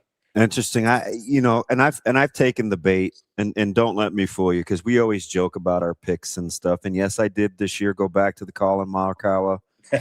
He was my third pick, but I can't quit him. Right? He's just like I just can't. But one guy that I have really moved away from, and I've seen his odds jump, went from like 30 to 1. I think right now he's currently at like 22 to 1. What do I make of? I was once enamored. Now, what do I make of Tommy Fleetwood? We always like to bring Fleetwood up. Yeah, he's tough, right? I mean, obviously, since we talked about this last year, he went out and got the monkey off his back a little bit at the Tour Championships. So won, the $20 million or whatever it is. I mean, what a win. So I got to think this is the best Fleetwood's felt coming into a Masters in a long time. I remember last year, Butch Harmon, I don't know if he's still in his camp now or not, but he's definitely in his ear no matter what, because Butch just fills you with confidence. And Butch was like, this is the year. He's going to pick one off. And he didn't, and he almost didn't even play great in him. And so I think Tommy was able to prove to himself last fall. And then I think the way that this course is setting up this week is right in his wheelhouse. He's one of the best ball strikers in the world. He's actually a sneaky good putter, but it's his short game that really comes through. So if there's ever a Masters where Tommy can he's had a second, I think, before at the beginning of his career, I think it's a nice week for him. And honestly, what is he, like third in the world rankings, maybe fourth, and you're going to get him at sixth best odds? Like, I like Tommy this week to be in the mix. Who is your, obviously you said you're a little skeptical on Scheffler. You like Tommy Fleetwood a little bit. Who's a couple guys that you're looking at as like, hey, they've got a real shot to take this thing down? Yeah, well, I think a few come to mind. I mean, I think I'm not as keen on Rory going back to back with a bad back. Some distractions. I mean, last year we kind of called that one, and it was like he came through for us, and it was crazy back nine. But I think John Rahm is in a great spot coming in this week. I think he's obviously won here before. I think he was a little surly and hungry last year. I think he's kind of calmed that down a little bit, but the hunger's still there to prove people. And he had a lot of top tens in the majors last year. He started to kind of come back on the scene after a bad 24. So I think Rahm is going to factor this week. The data's there. He's played good on the Live Tour. I think Hideki Matsuyama is another guy, past champion, that everything kind of fits really well for him here this week, where he's been playing really good and actually putting really good, and his short game tends to shine on this golf course. I don't know if you want me to give my pick to win already. Not yet. Not yet. So I'll sit on one other. I mean, I think Patrick Reed, is a guy that another past champion. I know I'm rattling off these past champions, but this guy's in amazing form. And again, he strikes it really well around Augusta, but he's smart. He had some great quotes about how to chip around this place, and he ain't scared. And I just think that it's another one where, like Fleetwood, like Matsuyama, that the way that the course is going to be set up, you had Spieth's comments yesterday about how this is going to get firmer and turn into a little bit of a chipping contest if things go as planned. I think it sets up really good for Patrick Reed. And he's on his way back to the PGA Tour, by the way. So a little bit of a villain, but a little bit of, I don't know, I want to call him a hero, but he's kind of in a good spot mentally where people are like, oh, yeah, let's go, Patrick. There's one of us amongst this crew that had the stones to pick Patrick Reed, and he shall remain nameless. But guys, if there's a way to put up our picks without the names, can we try to do that? If we can't alleviate the names, that's fine. But I'm going to read these off to you, John. And I'm not going to put the names with them. You want me to pick the best one? I want you to pick the pool. This is about prize money earned. So it's not. Oh, yeah. It's the easy way to tally who wins. So I'm in one where it's pick 6 guys, total money earned, but you can't have a guy that's top 10 in the world. So that's the little curveball on mine. I'm listening. The only caveat we had to this is you have to have one long shot, which was greater than 50-1 at the time it went off. All right, so we got a group of Bryson DeChambeau, Xander Schauffele, Justin Rose, Patrick Reed, and Corey Connors. That's one group. Next group is Scotty Scheffler, John Rahm, Cam Young, Victor Hovland. His long shot was Jason Day. We've got another group of Ludwig, Matt Fitzpatrick, Roy McIlroy, Colin Morikawa, and Siwoo Kim. They're all stacked, right? I think, well, the one that most matches up with like kind of my vibes, I when I heard it was the Team A was kind of the one that I was kind of feeling the most. So that's Bryson, Schauffele, Rose, Patrick Reed, Corey Connors. Yeah, and that might not even be from a world ranking standpoint the best team, I would say. There's good guys on all of them, but you've got my winner in there. Really? Yeah. You said you didn't want to say who it was yet. I think I knew who it was. All right. So you like Schauffele? That's my guess. No, DeChambeau.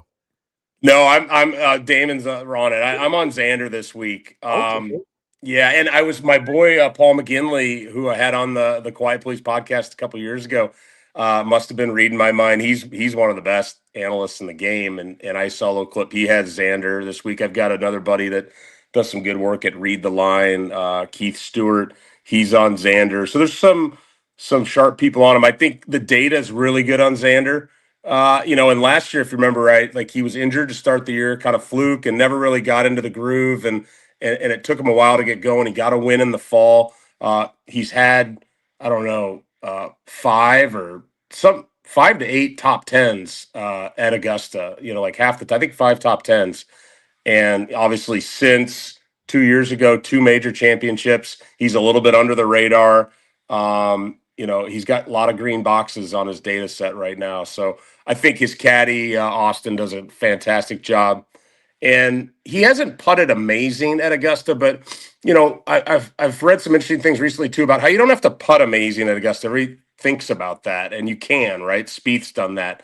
But as long as you're not 3-putting a lot, which is like I'm dialed in with my speed, and you're taking care of the par 5s, and Xander's one of the best ball strikers in the world, so he's going to sneak some in on the par 4s too. So Xander is my pick.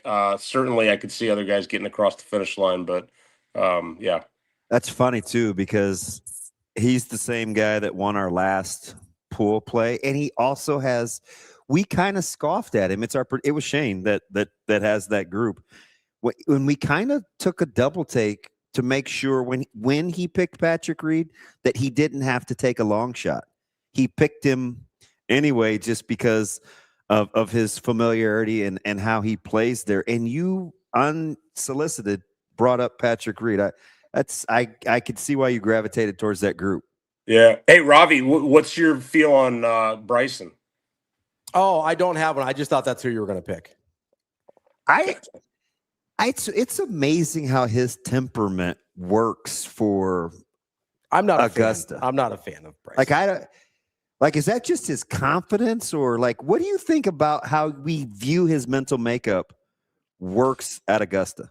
I think he just plays the best golf courses in the world at a really high level. He just understands golf. I mean, I don't know how he gets there sometimes, but he's a dog. He's a golfer.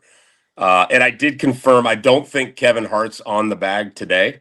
Dude, he's gone hilarious. He's gone back to Greg Bodine for the actual tournament here. But I was chuckling at the full getup. I mean, the hat, overalls.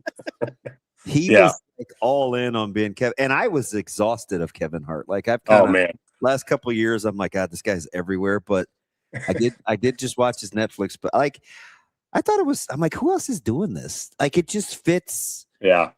His Kevin or DeChambeau's temperament. I was like, does he even know what's going on out here? He's just. It's not a grip it and rip it thing. I understand that's not that's a played out term, but he seems to give two bleeps and it works.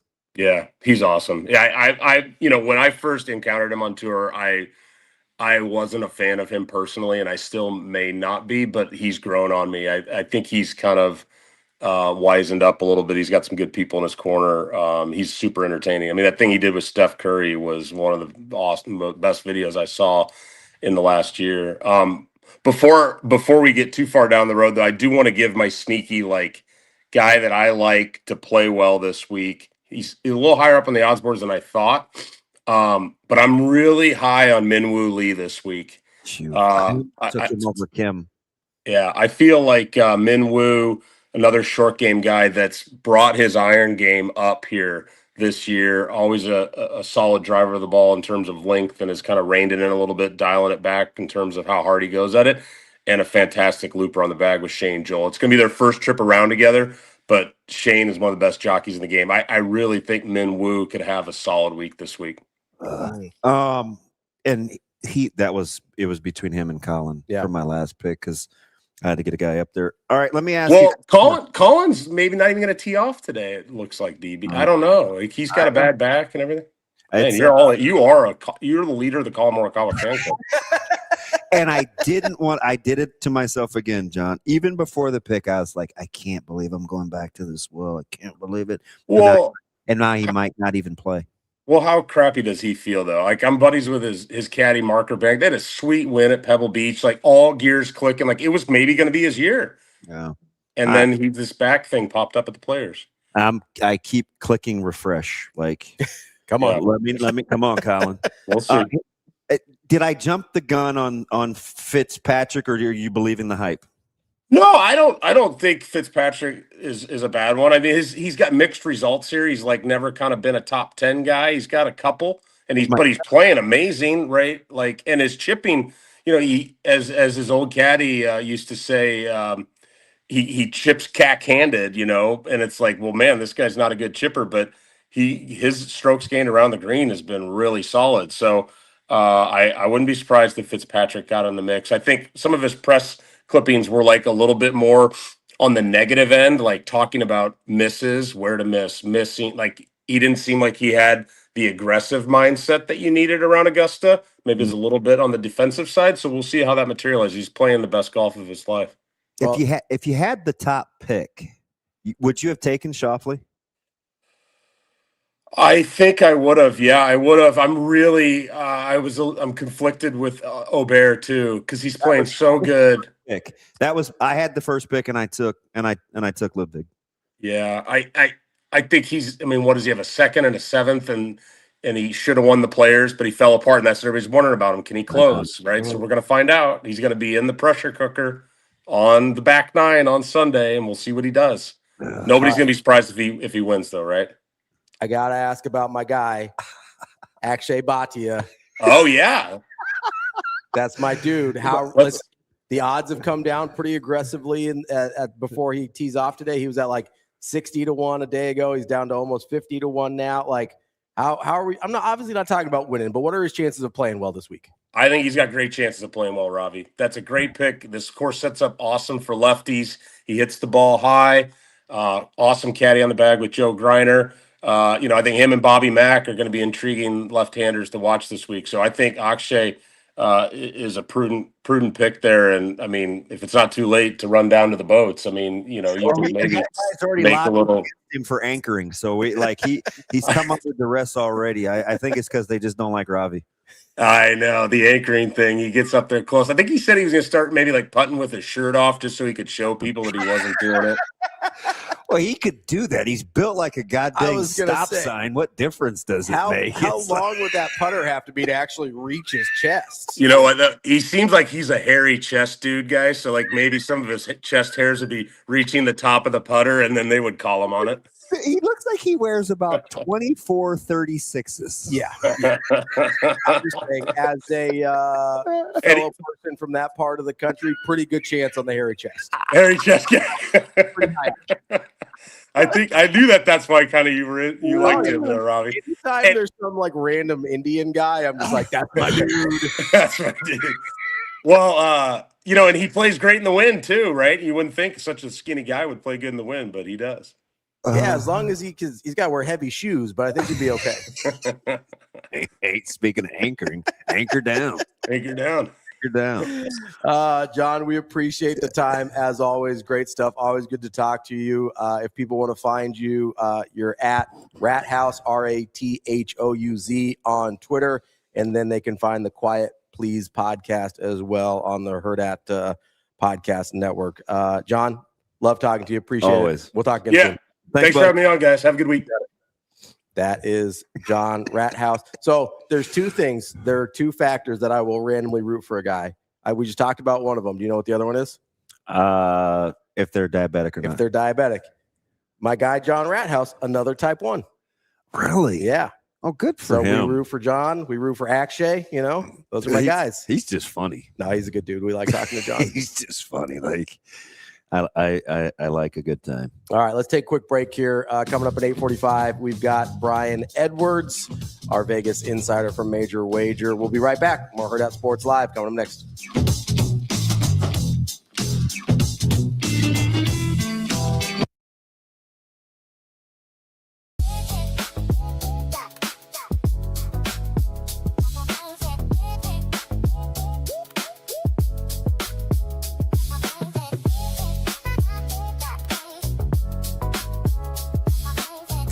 I mean, we know we're good and we're going to keep doing what we're doing. I mean, this one stings. It's going to sting for the next 12, 24 hours, but we're going to be right back at it tomorrow at practice and be ready to go to get on a plane on Thursday and go win a series. Just able to locate my pitches and trust what I had and knew the defense was going to make plays. Had a favorable win today too, so I knew didn't have to be perfect today, and I know absolutely that worked out. Yeah, I mean, it's cool. I mean, team I grew up cheering for, and obviously it's really cool to throw against them, and we're going to be back for them next time. Hope I get the ball again, but we'll see.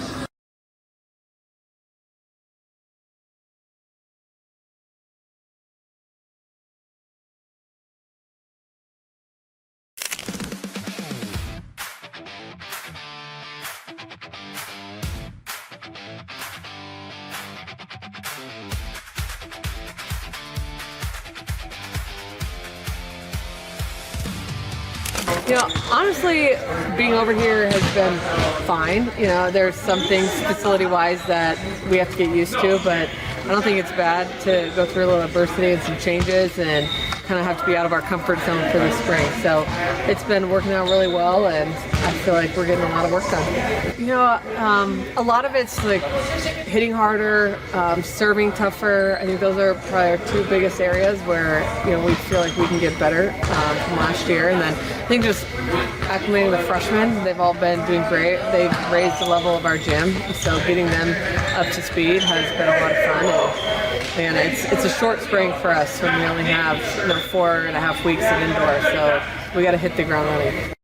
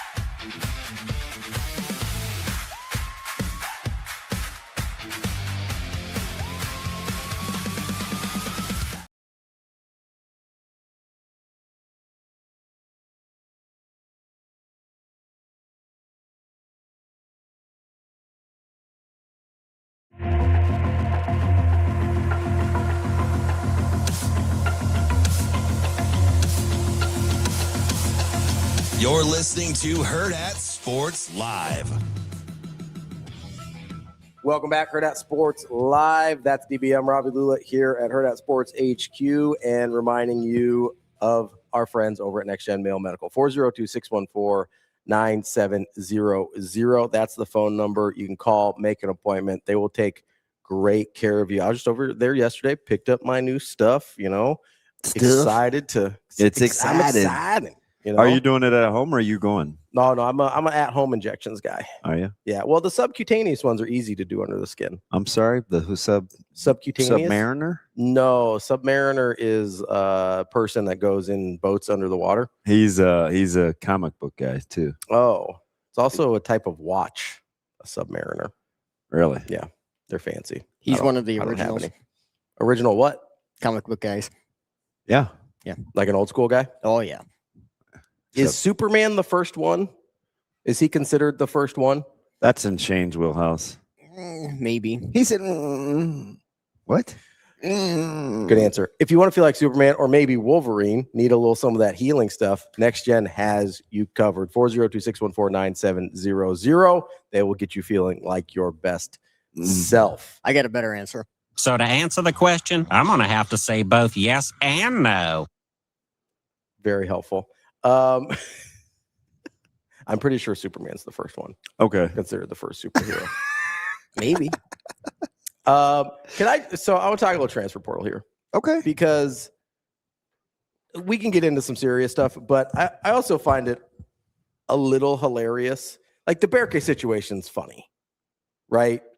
I think. Like he got a tattoo one day and he's in the transfer portal the next day. That's funny. Yeah. Do you know what I'm speculating, so I'm not. Go ahead. I'll let you finish. Well, no, I was saying, so that's a little funny. I don't mind it, honestly. Like I appreciate, hey, we did something great, get a little tattoo to commemorate it. Now it's time for me to move on. I don't mind it. I do think Berke is a really interesting character in the transfer portal because I think he has a lot of value to Nebraska and the way they want to play, especially defensively. I also think he was probably reportedly asking for more money than he probably should. He might have overplayed his hand a little bit with Nebraska. And I'm really curious what his value on the open market is. Yeah. Because, yes, he does have really good defensive and positional versatility, but there's not a lot of teams that want to trot out a 4-man that shot 24% from 3 last year. Yeah. So there's a couple things at play here. This is just me. Yeah. Feel free to pick it apart. I think I don't have any problems with the tattoo thing. No, I liked it. Because it was a little funny, but I liked it. I don't have any problems with the tattoo thing because I think, hey, Sweet 16 appearance. Absolutely. I'll always remember I did that with Nebraska. 100%. I didn't necessarily look at that as, oh, I'm indecisive. Like, oh, I didn't either. A Nebraska thing one day and I'm out the next. I thought the timing was a little amusing. Because you know what I mean? Yeah. So, but I agree. I don't mind the tattoo. I just thought the timing was funny. Yeah, like if I don't have any ink, so I'm probably not the right guy to ask. But if I was going to commemorate something and then not have, that would be like me. Like if I had a if I had a North championship ring tattooed on my quad. Sure. You wouldn't think any different on me, right? No, I've got a really good, I actually have a tattoo that is sort of like this. Okay. So I got a tattoo of a barbell with 4 plates on it for benching 4 plates. Like that was a lifetime goal. It was a big deal for me. But I didn't get that tattoo until I found out that I couldn't lift anymore. Oh. So like that was an important thing to me. It was something that I achieved that I was really proud of. Yeah, I'm kind of a heartstrings guy, so let's not go there. Okay, sorry. I'm kidding. Have your moment.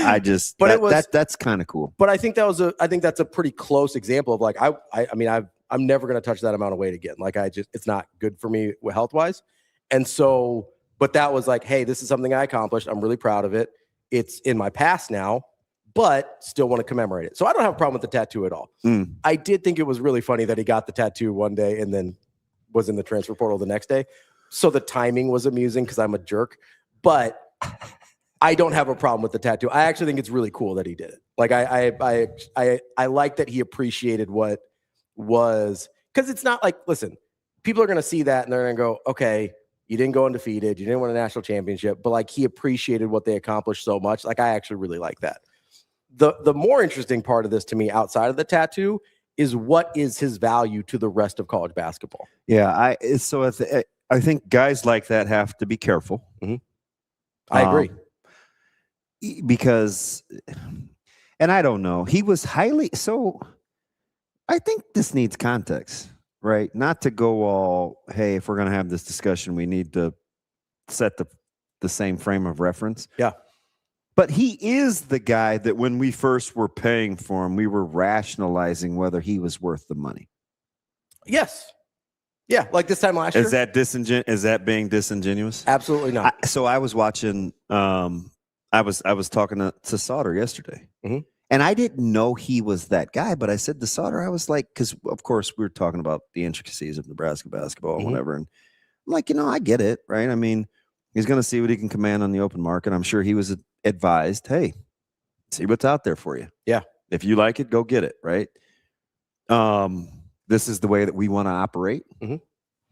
Knock yourself out. I'm for you. Like, no, like, that's not in our budget, but no, and I said, I hope people don't make a big deal out of this. Cause I said knee jerk yesterday, although it wasn't knee jerk, cause it's still what I thought, even though it had just hit. Yeah. It happened while we were on the air. And I was like, I wouldn't fret. Right. And I still feel like that. Like we are the people that said he was making too much and it wasn't money well spent. Yeah. So like, which is it? You know what I mean? I still feel like that. And I'm not mad at him. Like, super good guy. Like, he's just, they see what's out there. Like, Nebraska has to operate. They're going to find out in a hurry whether the process is the process. I think I know a couple of the targets they're looking at, as I think, do you? You know, what they want to do in the backcourt, the schools, kind of where these targets may come from.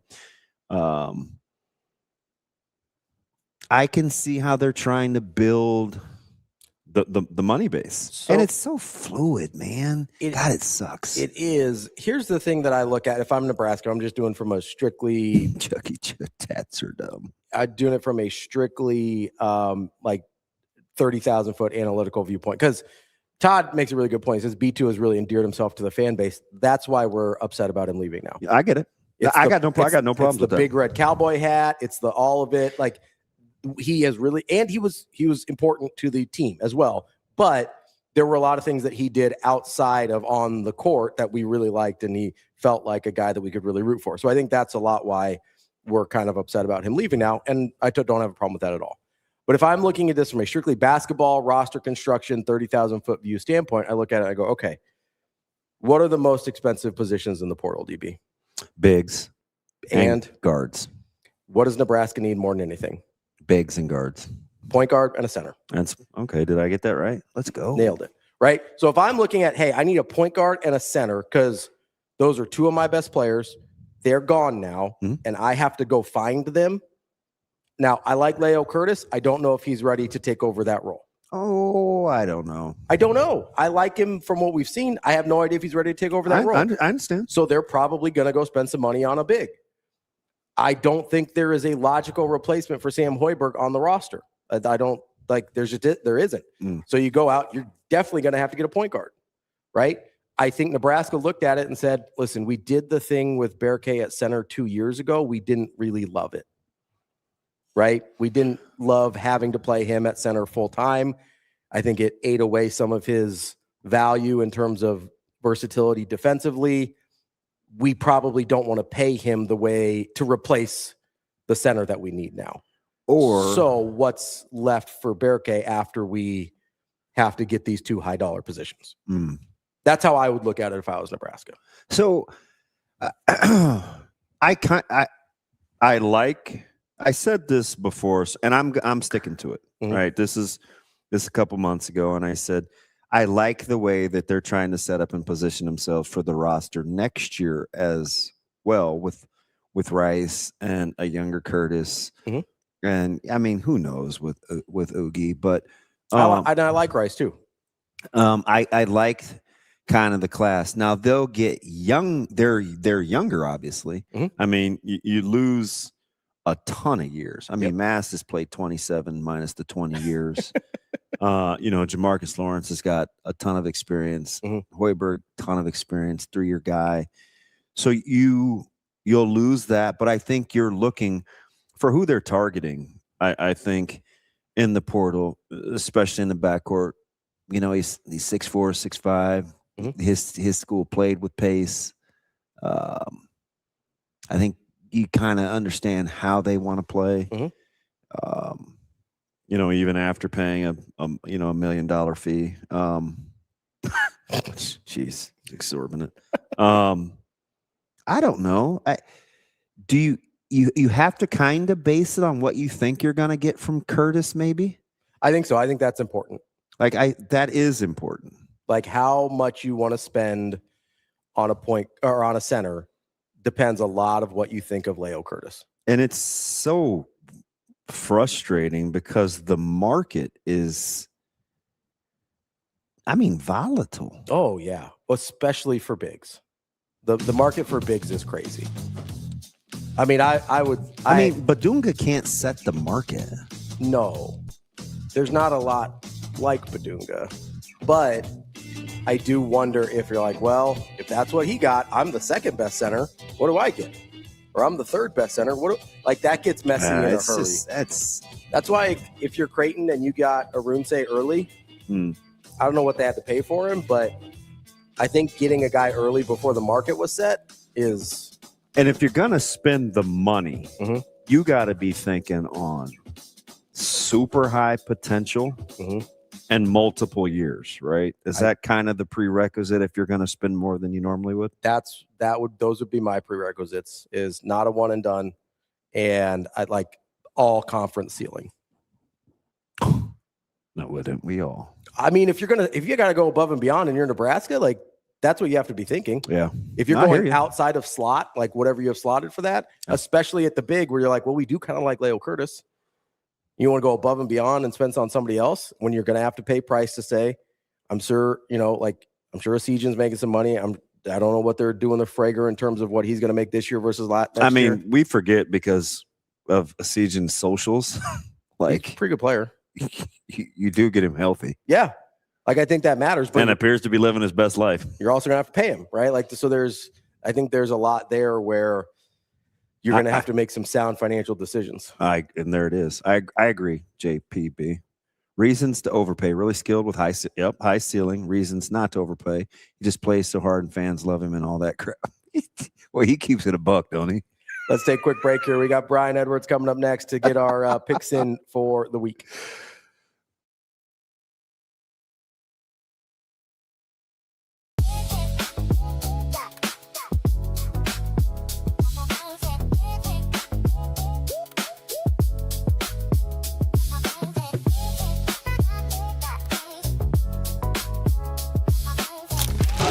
Yeah, we all know that we haven't finished how we wanted to the last 3 years, so we've talked a lot about just making sure we're on the same page, and we all want to have no regrets going out of this year. And so yeah, we have such a great bond as four, and we've been here the last 4 years together, so we're really excited to go out and compete one more year together and just hopefully get it done this year. I kind of heard rumblings of it, but I didn't really know if I should believe it or not. But once I heard, I was really excited, and we get to go back in non-con to Brookings. So I think it's super cool that like volleyball is growing so much in South Dakota. We're a little behind Nebraska, but it's cool that we can kind of go and try and help move that along a little bit. I think it sold out in like 3 minutes or something on Ticketmaster. I know a lot of my friends try to get tickets and come, so that's really cool to see, because I don't know if 5 years ago if that would have happened. So I'm glad that we can try and help move the trend a little bit in South Dakota too.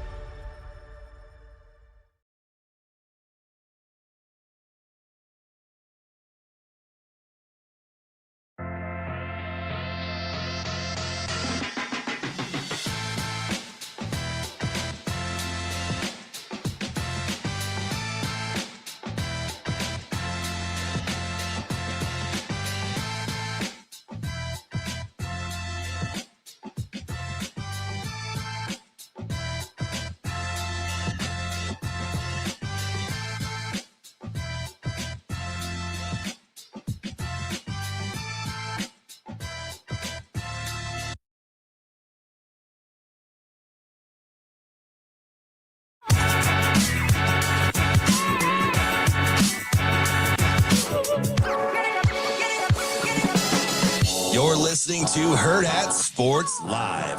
Now, Vegas insider, senior handicapper, and fan of the cold Budweiser bottles, Brian Edwards. It's got to be touchdown, touchdown, touchdown. Brian Edwards. I don't really love it. Brian Edwards. Were they using the cream cheese to butter the bagel? Brian Edwards. I'm going with the cowgirl. Here is Brian Edwards. Welcome back, Hurrdat Sports Live. That's DBM Ravi Lulla here at Hurrdat Sports HQ. We're joined now by Brian Edwards, our Vegas insider from Major Wager. What's up, B? How we doing? Good morning, gentlemen. How are we? Oh, we're good. We're good. I with this part of the year and the season, I know you told me why you got off of it, but would you ever contemplate going back to capping baseball? I think I've been out of the game too much. I don't know anything about the players. I got out like 13, 14 years ago. And I don't know. I don't even watch Sports Center during the summer. I mean, I have become like as ignorant as you can be about a sport, as if I'm like a 7-year-old girl, and you're talking like I don't have no idea who these guys are except for Ohtani. I mean, the guys that you can't avoid that are, but I literally know nothing about the sport anymore. What was it about baseball that was so difficult for you as a capper?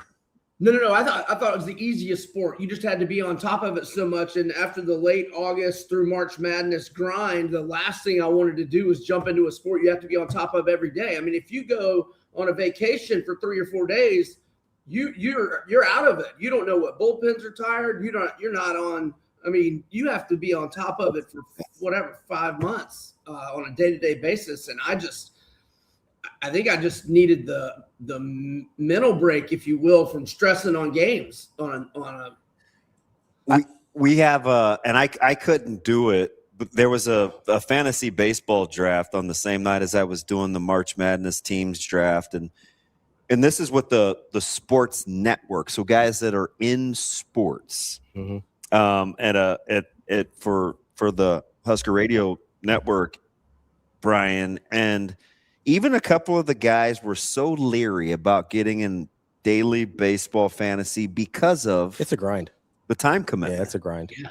Like, can you imagine doing daily fantasy baseball setting like no? And my old partner, like Sharp, was a big fantasy baseball guy, and like some guys are just built to embrace that day-to-day thing. But you're right with the bullpens and being taxed and stuff like that. Like it's a little more in depth. I mean, I used to love it. I loved it. But I just grew, I don't know. I just got sick of baseball and then the just day-to-day grind of hoops and I'm with you though. I'm glad you said that you thought it was easy isn't the word I would use, but relative to certainly the NBA where you have to clearly pick your spots, I don't mind baseball at all. I do think baseball is if you're on top of it. Relative. Yeah. Yeah, if you're on top of it, because teams go hot, cold so much, and then there's home away dichotomy that it's pretty. Yeah. Hey, getting out of town games, like get on a plane day after a night game, getaway day, bullpen tax. You got the matchups, the righty lefty, the home away, the night day splits. But I will say, if you are able to stay on top of that stuff, I agree. It is the relative easiest one to pick. The other thing that I thought, so I used to be really big into baseball gambling and things like that. When Vegas caught up with the analytics that the nerds were in for a decade before Vegas started getting into them, that also made it more difficult. It used to be like shooting fish in a barrel. Before Vegas got up to the analytics. And it's a big dog sport too, which a lot of people, I think, makes some people uncomfortable. Yeah. And what I like to do my last 3 or 4 years I was doing it was it was underdogs in the sense of the payout, but I like doing run lines -1.5 at plus money. Mm-hmm. So, you're not on the underdog, but you're getting paid underdog payouts. So that's what I would always do the Braves at home on the run line, when they would be -130 or -140, you get them +140, +150. For eating the extra run. Good payouts.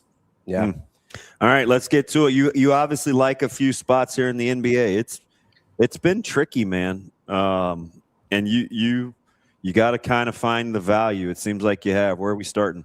Yeah, it's always tricky this time of year. You got to either go against the teams that are really tanking hard, or you got to back the teams that have plenty of motivation. So I'm backing 2 teams tonight with plenty of motivation. That's the Toronto Raptors, who they're only a half game back of the Hawks for 5th in the East, but they're only a half game ahead of Orlando for number 7, which obviously is the play-in, and they're only 1 game ahead of 76ers for 8th, which is obviously also the play-in. So Toronto 6-1 both straight up and against the spread in its last 7 at home, and they are laying either 4 or 4.5 to Miami. Actually, there's 3.5 at Caesars.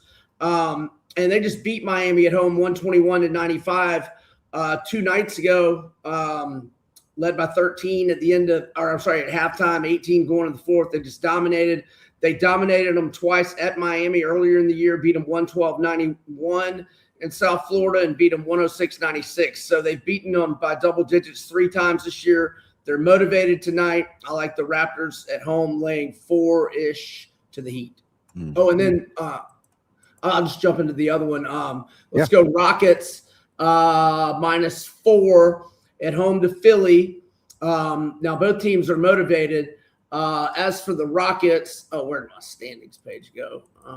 Okay, yeah, here we go. They are tied with the Lakers for 4th, but the Lakers own the head-to-head, so obviously they want home court, so they want to get ahead of the Lakers. So plenty of motivation here. And the Rockets on a 7-game winning streak, 5 wins by double digits. And let's see, they and I already gave you the motivation with the Lakers. So I like the Rockets at home tonight. Yeah, it's interesting too, because I think there's some couple teams in the West that are looking for that 4th spot, right? You start looking at what's on the horizon in the NBA. Is that a good spot? It sounds like it with how you're looking at Houston. Like there's some teams that are vying for that 4th spot, especially with the Lakers injury situation. Right. Yes. And I mean, it's not like they can't, well, I guess they're 1.5 back of Denver for 3rd. I guess they could get there. I'm not sure who Denver's playing here these next couple of nights, but yeah, I like the Rockets there. And then I'm just going to fade the Wizards, who are so bad. They are just throwing out this G League team. All right, so the Bulls are -6 at Washington. Guys. Go ahead. I don't even recognize a couple of those guys. Oh, yeah, man, I've hardly heard of any of these guys that the Wizards are throwing out there. But the Bulls I'm sorry, go ahead. They got a chance. They have an interesting roster when healthy. Bulls, if you're allowed, no, the Wizard. Oh, right. If you allow yourself to fast forward to next year and kind of look at a healthy roster, they at least have to interest you a little bit, don't they? Yeah, with Anthony Davis and Trae Young. I mean, never seen Trae Young play where you got a rim protector that'll improve the defensive side of the ball.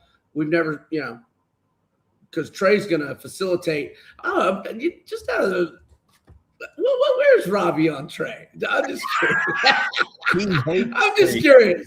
Can I get Ravi's eval on Trae before I even get to my next? We got to go to the pre-draft discourse too. Yeah, so a lot of it was the people calling him like the next Curry and things like that. First of all, it's just incredibly disrespectful to one of the greatest players who's ever played the game. That just, anybody that shoots from a long way away must be Curry. He loses a lot for a guy that's supposed to be good. I don't care what the numbers are. It's funny you bring him up. And I was having this internal conversation. I knew Ravi was going to blister his email. Let's go. Years in the making. So I've had this kind of like internal conversation with myself over the last few days of like, what does it mean to be good at basketball? Is it somebody who directly affects winning, or is it somebody that has a skill set? Because like obviously Trae Young has a certain skill set, right? Like there's things that he's very good at. He's a good shooter. I think he's got pretty good vision. Obviously a good ball handler. But he in no way has really affected winning in a big way ever in his life. Right. So I look at it and I go, okay, my indication, like when you first say that, I want to say, Trae Young is bad at basketball. I don't want to mess with him. But he also has like a very high skill set. So I've been having this like internal monologue. It's like, what does it mean to be good or bad at basketball? And Trae Young is sort of like the epitome of the problem between the two sides of it. Can put up great numbers, has a really good skill set in certain areas. But if you need to win games, I just have no interest in having him on my team. And is James Harden similar? But maybe James Harden could probably be better defensively. I don't know if Trae could be much physically better. Not capable. He's physically not capable. James Harden. Although Harden is playing for another team that is looking to make a move in the playoffs too for the spot. And when Harden got shamed into it, he started playing better defense. But not great still, but better. The difference with Harden is if he's your best player, he does kind of give you a floor of like 40 wins. Right. Like he will raise. So like as much as I don't like James Harden either, he really does elevate your team to a certain level. It's like especially prime Harden. You're like, I'm going to be a certain level of competent with James Harden. Like Trae Young could go out there, you could win 4 games, and he'd be like, I got 28 and 12 a night, baby. That's a great eval. I don't disagree with anything Ravi just said. I can't believe you just I was in mid-sentence and it just hit the side of my brain. I was like, you know what? I would love to hear Ravi's eval. Like, I bet Ravi that was an 87 mile an hour slider with 0 movement. That thing was getting turned around. I mean, wait a second. Time out. Got to hear Ravi. Jeez. Put the All right, cord in. Back to how bad the Wizards are and why I'm on the Bulls -6. Well, they won 129-98 at Washington the other night. All right, Washington's lost 23 of their last 24, 17 losses by double digits, 19 by 8 or more. So Bulls -6 or 6.5 tonight. All right, let's go. Remember your guy Cam Whitmore? That was a nice discussion. Dude, I told you, I was like, that guy can't do anything on a basketball court. He's just super athletic. He's in purgatory in Washington. And guess what? He doesn't do anything on a basketball court. Why am I forgetting where he went to college? Cam Whitmore's a Nova guy. He's Villanova. That's right. Yeah. And every time everybody's like, oh, this guy's a lottery pick. And I was like, that one? Are you sure? That one. The one who does not look like he possesses a single basketball skill whatsoever. Oh, all right. Go. Let's close out with UFC. What do we got here, B? All right. I'm going to go with Prohaska. It should be it's going to be just a little striking war. Shouldn't last long. Somebody's going to get one of the other inside 2 rounds. Hey, Yuri, besides people named Alex Pereira, he is 16-0 and has not tasted defeat since New Year's Eve of 2015, except for the 2 KOs from Pereira. So I'm going to go with Prohaska, and then I'm going to go with Kevin Holland. He's lost back-to-back decisions, but Randy Brown's lost 2 of his last 3. Randy Brown's normally got a height advantage over other guys. Holland's 6'3", just like him. I'm going to go Holland at about even money, maybe -102 at FanDuel. And then it's a pretty good card. I mean, Reyes and Walker's a pretty good fight. I hope Blade shuts this Hokit clown up. And then Cub Swanson and Nate the Train should be fun. But I didn't have a pick for any of those. All right, buddy. There you go. That's our guy, B. Edwards, Vegas Insider, Major Wager. B, appreciate the time as always. Thank you for letting me get some Trae Young thoughts off my chest here. And I loved it. See you guys. Thanks, B. That is Brian Edwards from Major Wager. Let's take a quick break here. We will get to Michael Bruntz coming up next on Husker. What show are we? Hurrdat Sports Live. But he is 24/7 Sports. He's going from Husker 24/7. We're Hurrdat Sports Live. There's too many H's going on here. It's fine. We'll be right back.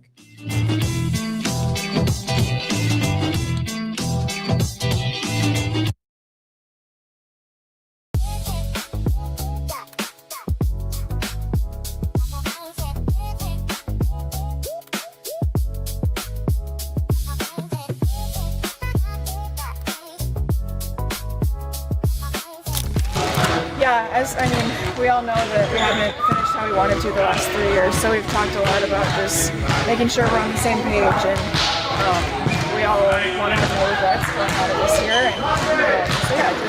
And we have such a great bond, us 4, and we've been here the last 4 years together, so we're really excited to go out and compete one more year together and just hopefully get it done this year. I kind of heard rumblings of it, but I didn't really know if I should believe it or not. But once I heard, I was really excited, and we get to go back in non-con to Brookings. So I think it's super cool that volleyball is growing so much in South Dakota. We're a little behind Nebraska, but it's cool that we can kind of go and try and help move that along a little bit. We get sold out in 3 minutes or something on Ticketmaster. I know a lot of my friends tried to get tickets and couldn't, so that's really cool to see, because I don't know if 5 years ago if that would have happened. So I'm glad that we can try and help move the trend a little bit in South Dakota too.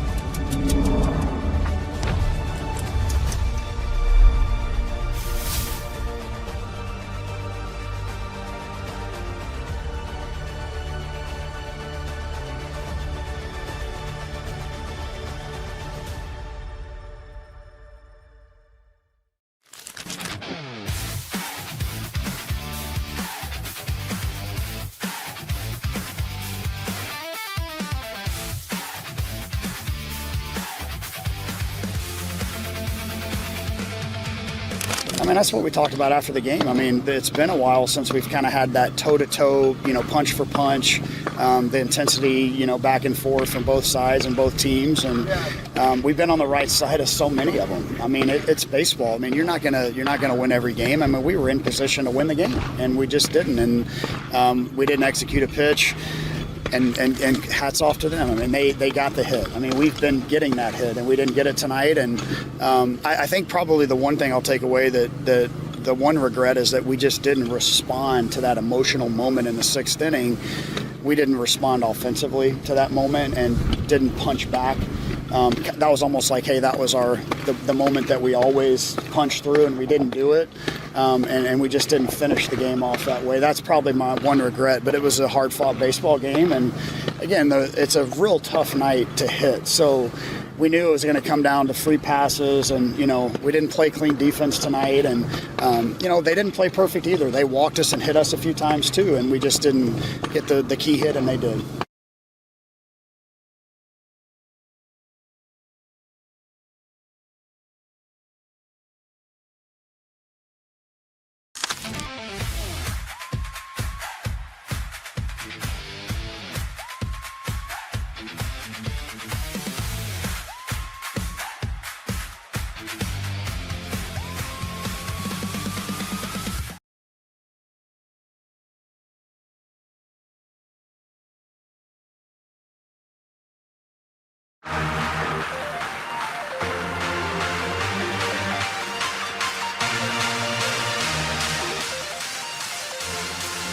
Welcome to Hurrdat Sports Live.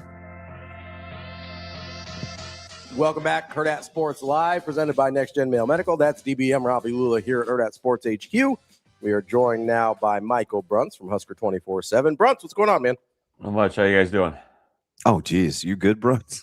Yeah, I'm good. Oh man, I'm good, man. Sorry. It's not grocery shopping. You didn't have to general leave the vehicle in the yard, man. Where you seem a little just, I don't know. You okay? Yeah, I'm good. I'm dealing with some stuff here. My apologies. You do sound a little under. Sounds like we got a sinus situation. Weather, right? It's snowing one day, and you're 90 the next, tanning your ankles the next, man. Like what the heck? Yeah, I think I think it was the post spring break stuff at school. Something got in the walls here, and made it through the force field. So I think that's what I'm dealing with. We're good though. Hey, do you ever have the alibi of, because we always like to blame it on the kids, but are there times where like you're just not well and the kids are like just living their best life? Very rarely. It hasn't happened recently. It's usually I'm very rarely patient zero, put it that way. They think Brad Pitt and zombies patient zero. I was thinking Outbreak and Dustin Hoffman. Oh, that's a good pull. A big Ebola guy. Yeah. Ravi Lulla here for Ebola. Yeah. Kind of weird. Thought it was a funny thing to say at the time. All right, Bruntz. I want to start with baseball. Okay.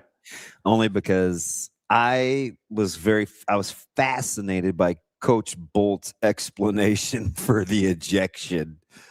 The difference between an excuse and an explanation is ownership. He appeared to eat that one. Like, is that not the most Bolt explanation ever? Yeah, it was. He earned it. He definitely earned it. It was a number of things. It was I don't think they love the full count strike three call on Sanderson. Not often you get the breaking ball. The breaking ball call up in the zone is not one you often get. And I don't know. I generally will trust Case Sanderson's eye. I think he's got a decent eye. Yeah, you want to put that hanger back in the closet, didn't you? I mean, that thing just like what? So they didn't love that. I don't think they loved some of the stuff that KU was doing in the other dugout. Kind of spicy for a cold. It was. Yeah, it was a little. That had more edge than the Nebraska Creighton game. I thought. Like it was funny. Like I mean, they went to a weekend guy to close the thing out. Like they were that way. And last year when Nebraska played at Kansas, it was the same way. Like it ran hot, and I'm not sure why. But it was the same way. And Clevenger has a tendency when he gets a strikeout to thump his chest a little bit. He'll let him know. He did that last year at KU. He got a key strikeout and in a tight situation, and I recall he let the opposing dugout know what happened. So I don't know. I mean, there was a lot of that going on, and I think it just as the game went on, it seemed like more of that stuff was happening, and they didn't really have great control of the game. So I think, what was it, the previous time he'd been tossed was in like 24 or something like that. So he's spacing them out at least. He was due. I was just thinking about, he's probably like, man, how we have this few hits, not one of them for extra bases. Fortunate to manufacture 3 runs, right? I mean, weren't barreling. It wasn't a lot of good and hard contact for the most part the other night, which was, for me, it wasn't necessarily a loss, but it was. That's a much better offensive team than they showed the other night. Yeah, no, and then they had the chance to kind of blow it open early and weren't able to do it. I mean, they had the bases loaded early. And so I think that was pretty disappointing. I think they're being careful with Blackowitz on the pitch count stuff. Because, I mean, on a normal night, he could have gone 7 probably with the way he was pitching against Kansas if they wanted to stretch him out to 100 pitches. But,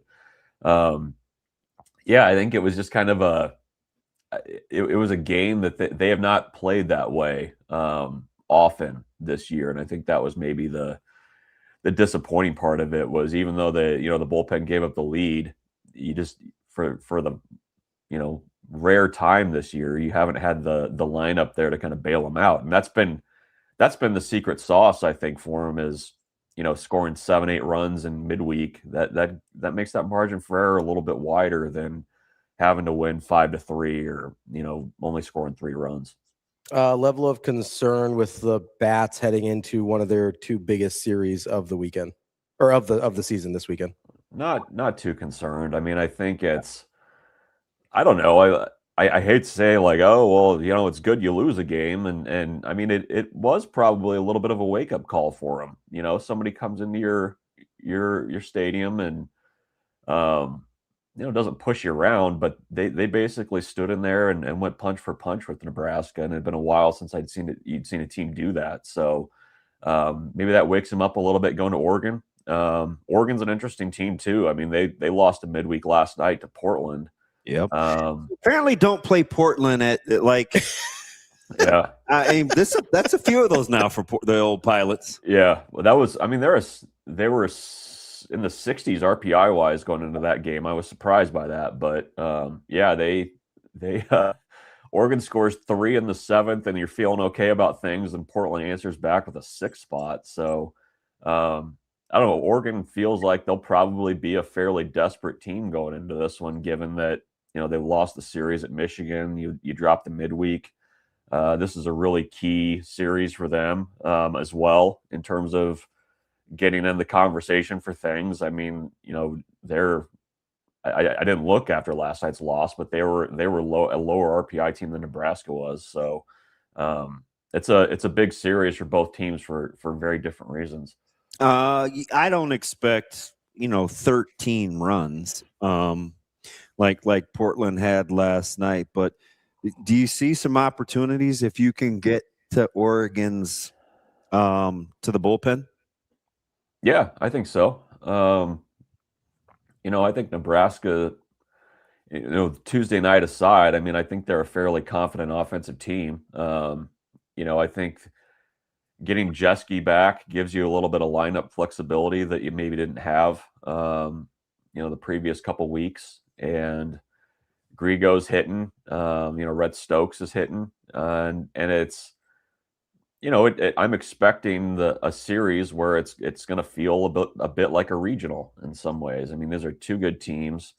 These are 2 teams that have postseason aspirations. These are two teams that are fighting for a top 4 seed in the Big Ten.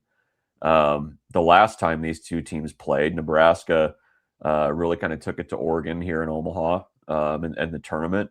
And Nebraska is going to see some really good arms. So you're going to have to be opportunistic. You're going to have to put balls in play. And I think Nebraska can certainly do that. I mean, I don't look at the Tuesday night game as like a symptom of something larger. I mean, it's a midweek baseball game that they lost 5-3 against the top 40 RPI team. Like that happens. I'm curious to see, because obviously Will Sanford gets all the headlines for Oregon, but I think stylistically, I'm fascinated by Nebraska's offense, especially if they stay kind of with that lineup, Worthley towards the top. You mentioned Jeske coming back healthy. You want this series to be lower scoring or more offensive if you're Nebraska? You obviously want to pitch it well, right? But you may have to score a little. You're going to have to score a little. I mean, I think really good there. Oregon is at home. Yeah. The thing you're going to have to really be able to do, I think, is you're going to have to be able to counterpunch. If Oregon gets a couple runs early, you have to respond. That's the key in a game like this. And I think Nebraska has the pitching staff where, I would be very surprised if it's like a 13-9 game. Like I'm not expecting that kind of game. Both of these teams can pitch it relatively well. Nebraska does, the bullpen's got to get things figured out. You got to figure out who you can trust, and that's an outing to outing thing right now, I think. But I don't think this is going to be like a hugely high scoring game. And I know there's also some weather concerns. Sounds like Friday will be all right, but maybe a little bit dodgy on Saturday and Sunday. So we'll see. But yeah, I think it's, if you're Nebraska, you probably want to be able to hold that offense down a little bit and not, I think Nebraska has the arms to do it, but I don't foresee how this would be a really high scoring series. I think it's going to be pretty well played. You good on baseball or anything else? Yeah. Okay. Can we move? Let's move on to basketball here. Oh, you're always portaling. We thought Portland wasn't enough for you. I love a good portal here, Bruntz.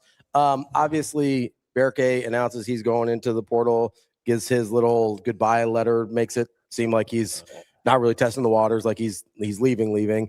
It's Chat GTP. He didn't specify. Well, he did hit post though. Like generally, you wait. I mean, not everybody does these at all, but if you do make a goodbye letter, typically you're gone. You big hyphens guy. Like, do you? That is hilarious. That is absolute classic. Do you care about using technology, Bruntz? Do I care about using technology? Like writing things for me? Yeah. I mean, I don't. You want to make that clear? Yeah, I don't. Replies to him yesterday, obviously, with how it came out. There's a story of a quarterback at Army who's a really, really good player, by far and away their best quarterback. And cheating is a huge deal at West Point, and taking a test and he left the deal open on turning it in online, which is how he got caught. I mean, that's pretty incredible, right? Like, those guys are pretty bright. The old chat, the chat thing will get you, Bruntz. You gotta clean it up. Stay away from Claude. Stay away from Claude. All right, carry on, Bruntz. Yeah, I don't dabble in that. But no, what was the question? Sorry, besides the no, we didn't quite get to it because we got distracted by Chat GPT. Yeah. Sorry, I'm still thinking about you as a skeleton. That's all. No, the question is, what is in your mind? The hands get me. The hands. I do that a lot. I realize I do this a lot. Oh shoot! You know, praying for patience probably. But the what do you find in terms of the value that Berke brought to the team from an on-court standpoint versus the value he seems to have to fans from, I guess, a sentimental standpoint? Because it seems like maybe those two aren't totally in line. No, they're not. I think as a personality, there's nobody better. And I think whenever you have good teams, like you always have somebody that's a little bit like that, right? Like somebody that's kind of keeps the mood light. You know, certainly he had his moments like with the blood flowing out of his mouth and everything. It was Wisconsin, I think.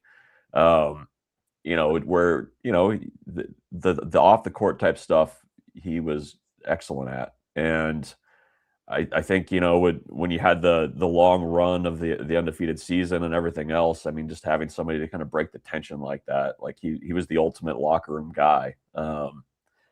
And the on the court stuff, I mean, you know, it's nowadays it's a bit of it's a math problem, right? Mm-hmm. It's, you know, how much are you willing to pay for production? How much are you willing to pay for the other stuff? What's the value of that? I think sometimes it seems like this portal cycle that there's a lot of the prices have gone up. You know, and I think that was ultimately kind of what the conversation was, is what are you willing to, if you're Nebraska, pay for that kind of production, and could you find it elsewhere in the portal if you needed it? So, you know, the one thing that's tough, you know, I do think that he accepted a different role than what he came to Nebraska expecting to play. And I think that's a credit to him. I think. And it's also one in which the fans had the hardest time reconciling when they looked at what the rumored numbers were to be in order to acquire him, right, Bruntz? Yeah. And I mean, the return on investment piece and that kind of stuff. It's, you know, the thing that's tough, I think, maybe with Fred's system, they do run a very specific defensive system. Like there is a learning curve there. And I think it maybe helps to have somebody that's, you know, been in the system for a couple of years and understands that. But, you know, ultimately, you know, guys are going to chase what they're going to chase. And, you know, Nebraska has to hold to a number, and they've got other holes to fill. And that's kind of where we're at now. I mean, that's just that kind of takes the emotion out of it, I guess, but that's just how it is right now is you've got to find, you know, a couple posts. You've got to find a point guard probably, you know, and, you know, you only have a finite number of resources to do that. So Bruntz, blessing in disguise or potential problem in terms of identifying and fit, which I think Coach Hoiberg and this staff have a good idea of how they want to play, versus what you think's available in the portal fiscally for their basketball team. Right? You alluded they have to balance both, but knowing exactly how you want to play, do you think that could work in their favor, even trying to play in the competitive fiscal spending market? Yeah, I think so. I thought it was interesting on Monday. Fred said, you know, yeah, we kind of we've done this a couple of different ways in the past. You know, we've had the big that can facilitate and you can run the offense through. I mean, the Rick Mass, the Derek Walker.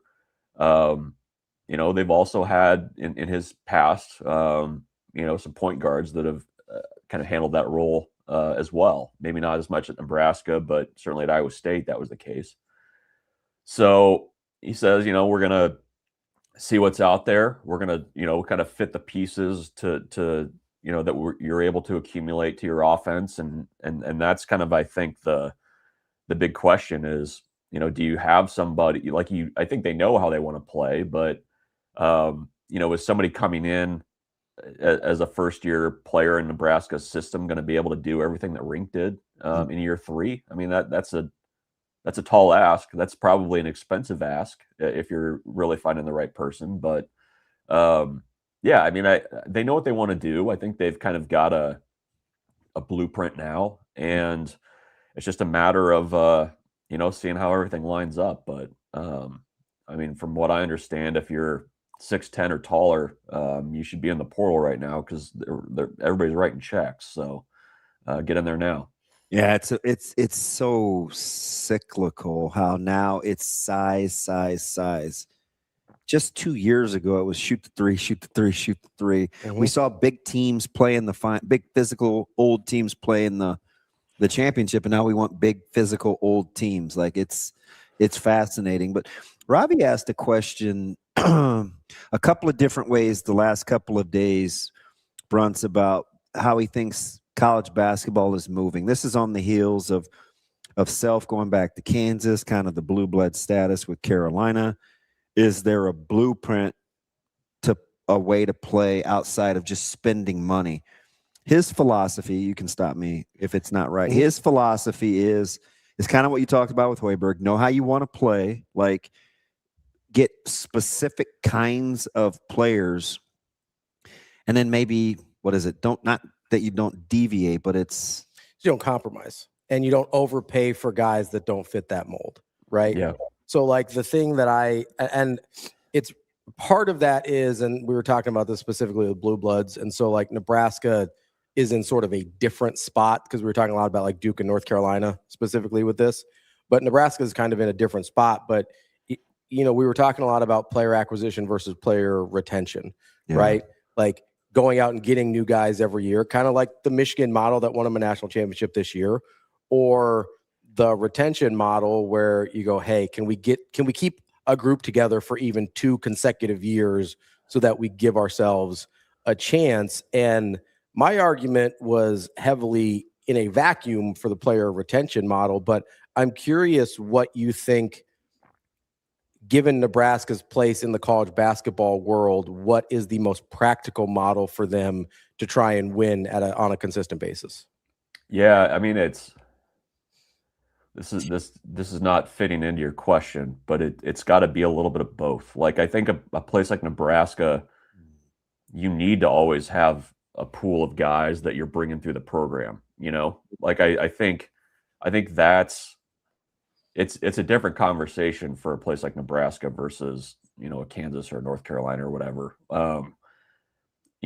If you can get even if you're bringing in transfers, if you can get them for a couple of years, I mean, I think there's exceptional value in that, especially, I mean, that's the retention piece of it, which, is really important, I think. And I think the thing that was helpful too with this last group of Nebraska basketball, this last team, was you had so many holdovers and guys that have been in the program and come up through the program that it helps to, when you're having to fill holes and bring in guys that are, transfer portal acquisitions, it's a lot easier entry. You know what I mean? Like it feels a little less mercenary-ish at that point. And so I think Nebraska's got to do a little bit of both. I mean, I think ideally you'd like to have a group of 3 or 4 guys that you always say, like, this is the core that we're bringing back, that we've retained, that we've, valued and brought up in our system. And then if you have to go pay to get a big, or you have to go, fill a specific role, you go and do that. And I think that's, in a vacuum, maybe that helps you to miss a little bit less on those guys that you're bringing in as 1-year transfers or whatever.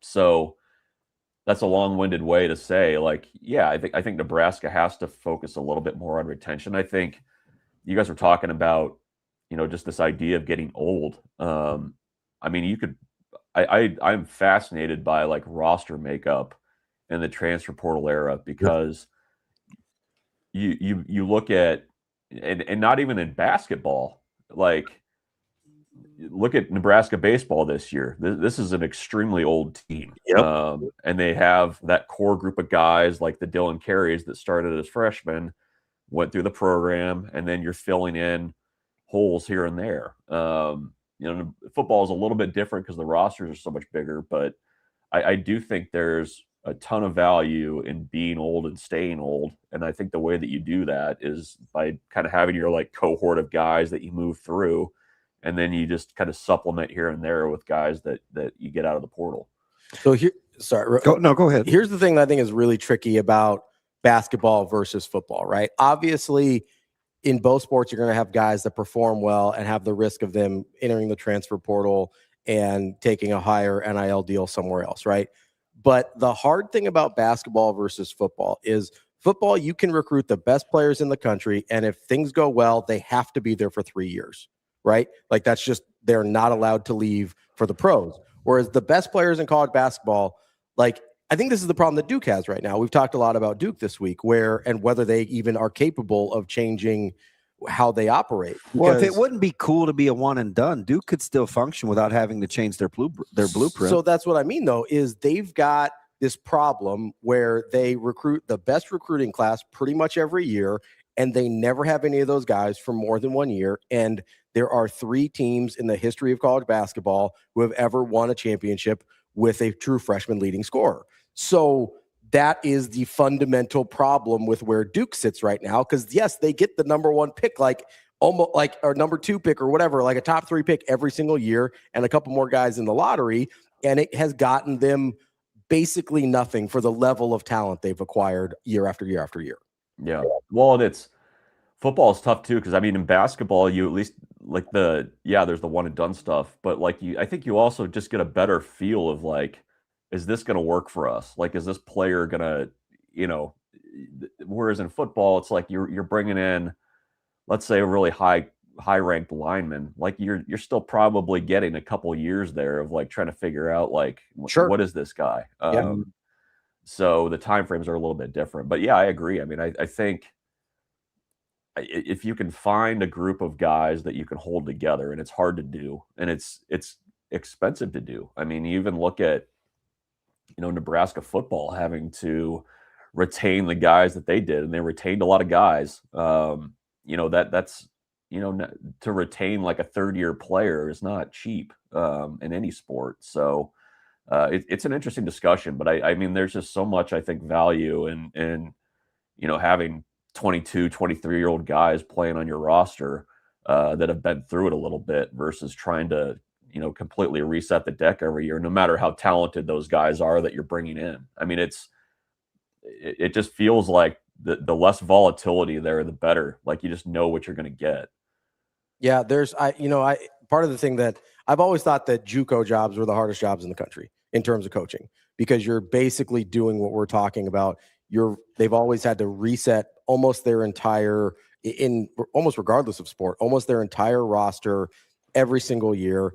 And you're adding in the fact that the thing they want most in the world is to leave the place that they're at as soon as possible. Yes, as soon as humanly possible. And you don't have that factor with like a Duke or some of these other teams, but it seems like a lot of coaches at the high major level now have voluntarily thrown themselves into the same situation that JUCO coaches have, where they have to remake their roster every single year. And I think it's absolute insanity. I get that it's really hard to retain people, but it's not impossible. We saw it with UConn this year.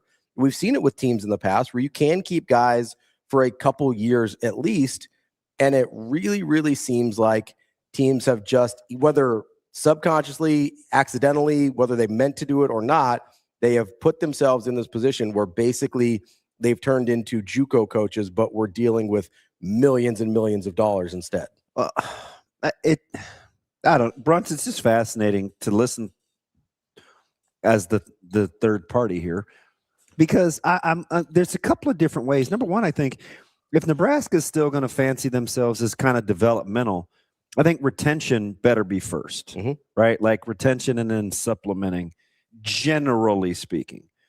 But then I'm watching some of these other coaches, like I'll use Signetti, and I hate to start with the peak performer, but he is specific, right? It's production, maturity, production, then maturity, right? He's like, if he was a productive player. He was a productive player. Like he talks about that quite a bit, but then he always couples it with, Like he's just had both years, his first 2 years, he's had old teams, right? Can I just look for, is there enough to just keep replenishing that way as opposed to, like, I think Nebraska, where you want to get old, right? I'm already thinking about 2027. I'm like, oh God, all these redshirt sophomores, like, it'd be fantastic to see these guys just be old. You know what I mean? Like, right. I'm trying to play in both worlds in my head. Yeah, no, it's tough. I mean, if you're, to keep that group together for 3 or 4 years it's tough. I mean, it really is. Like, and it's even with basketball. I was just thinking about this as you were saying it. I mean, like a Quentin Rhymes, like, how do you develop him? Like, if you're not playing guys early, it takes kind of, I think, a special player to, kind of hang around nowadays and kind of see that process through for a couple of years and what that looks like. So, yeah, I don't know. It's really interesting how, and do you guys think, here's a question back for you. Do you guys think that coaches are getting better at determining fit than what they were a couple of years ago? That's the key, though. That Bruntz, some are. That's where I would start. Yeah, that's because it helps your spending. That's the thing that Signetti is the best at. He is numero uno with fit. When I talk about significantly better than Oregon, yeah, clearly, like that's the difference for me with him is he just doesn't have problems. He gets to brag about crushing a guy for wearing gold shoes and talk about another school in the same. Well, I don't know how much that happened at Michigan State, because he's telling you either fit with what we want to do or go find someplace else different to play. Like, that's what when he says that about Nick, why it's cool, or it plays. And what he's really saying is you can come here, do the way we do things and win, or you can go back to losing and doing things the way you want to do it. That's what he's really saying. Yeah. Well, it's the benefit of also winning, right? Yeah. Like you can strong arm people and do that stuff if you're winning, which is, I guess, a nice bonus there too. Yeah, I think but the fit and the eval thing, which I think fit is a huge part of eval, that's the thing that I don't know. The coaches that seem to have figured it out, and we'll see if like Dusty May has figured it out or if that was a one-off this year. Todd Golden, you could make the same argument. He had a lot of transfers on the team last year. As he figured it out, they were still really good this year, even though they lost. Like, the guys that figure out the fit are going to be the guys that win here, whether they're going from high school programs to college or from transfer portal to college. Like, I think that's probably going to be your kind of silver bullet. Yeah, no, it's, I wonder too. I mean, when you get these guys that are like multi-stop transfers, like guys that are on like their third school, it feels like there should be more data out there to be able to kind of parse that stuff through. You know what I mean? Yeah. So I don't know. I'm just thinking. So, Bruntz, you think Nebraska has to start with retention first for basketball? I guess you pick does the sport matter? I mean, roster size matter. I mean, I think it does. It does, Bruntz. But like, let's say I pick basketball. I think the principles are portable. You still want to keep Frager. You still want to keep Price. Yeah, multi-year guy, Price. Yeah. Football, you still want to keep your core. Like I don't know how much the size variance matters philosophically. No, I mean, I think, well, on the football side too, I mean, the hope would be that you've developed enough to where you're not having to, splash the pot every year to bring in high value. You know what I mean? Like, to that point though, Bruntz, like there's not near as much talk about, well, if a game's on BTN for spring ball, they're going to pillage my guys. Remember that was a little bit of the talk 2 years ago. Before we had kind of whatever we did last year to this year. Like, I think there's more confidence in the culture in terms of, hey, guys, like, this is a pretty good place to be, or maybe you aren't as worried about that. Or is that too shallow of an example? The pillaging? Yeah. Or guys want to leave? That was a discussion at the podium, remember? Yeah. Yeah, I mean it's not a thing anymore because it's the spring portal window's gone, but I mean that changes things. But I don't know. I mean I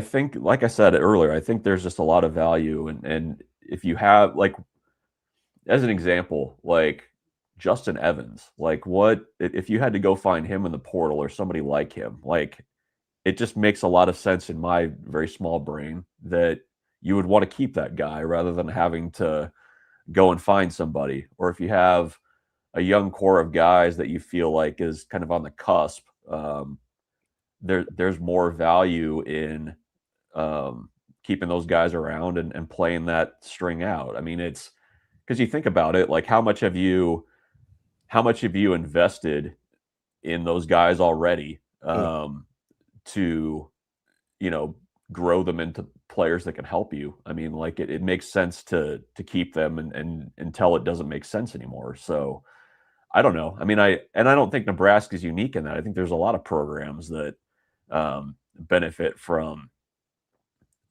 from retention. I mean, I shouldn't say this too loud. I mean, Iowa's kind of done that, and they've been okay.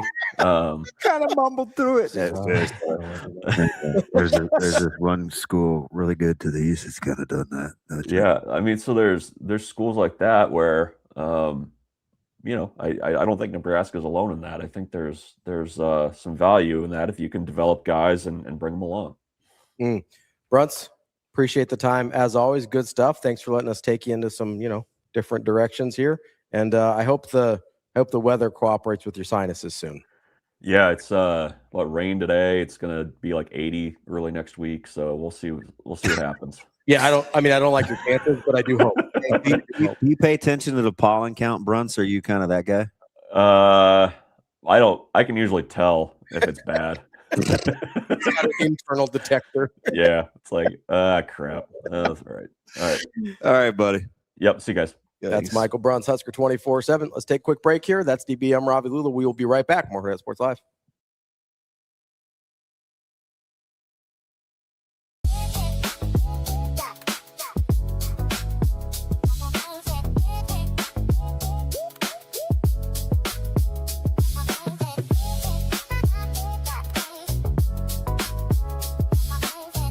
I mean, we know we're good and we're going to keep doing what we're doing. I mean, this one stings. It's going to sting for the next 12, 24 hours, but we're going to be right back at it tomorrow at practice and be ready to go to get on a plane on Thursday and go win a series. Just able to locate my pitches and trust what I had and knew the defense was going to make plays. Had a favorable win today too, so I knew didn't have to be perfect today, and I know absolutely that worked out. Yeah, I mean, it's cool. I mean, team I grew up cheering for, and obviously it's really cool to throw against them, and we're going to be back for them next time. Hope I get the ball again, but we'll see.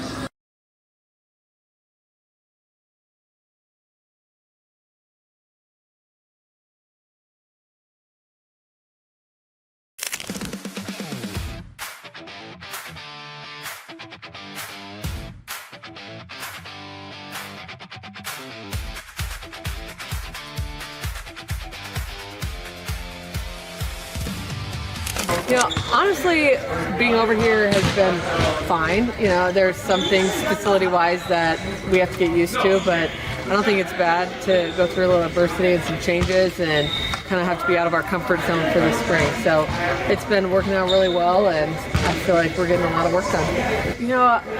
A lot of it's like hitting harder, serving tougher. I think those are probably our two biggest areas where we feel like we can get better from last year. And then I think just acclimating the freshmen, they've all been doing great. They've raised the level of our gym, so getting them up to speed has been a lot of fun. And it's a short spring for us when we only have 4.5 weeks of indoor, so we got to hit the ground running.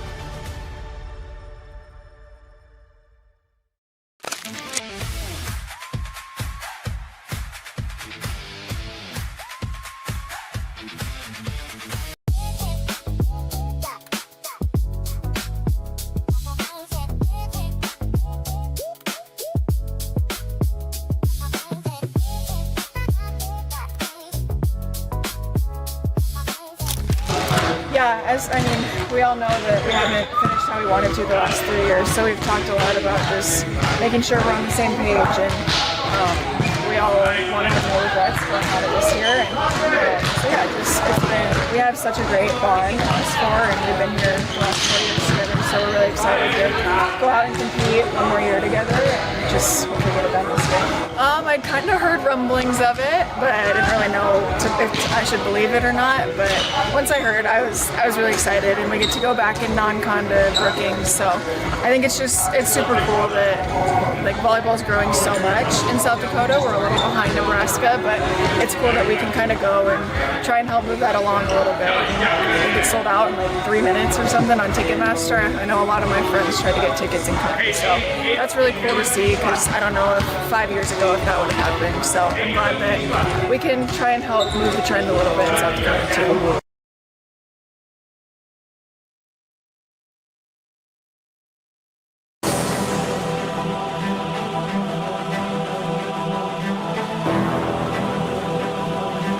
You're listening to Hurrdat Sports Live.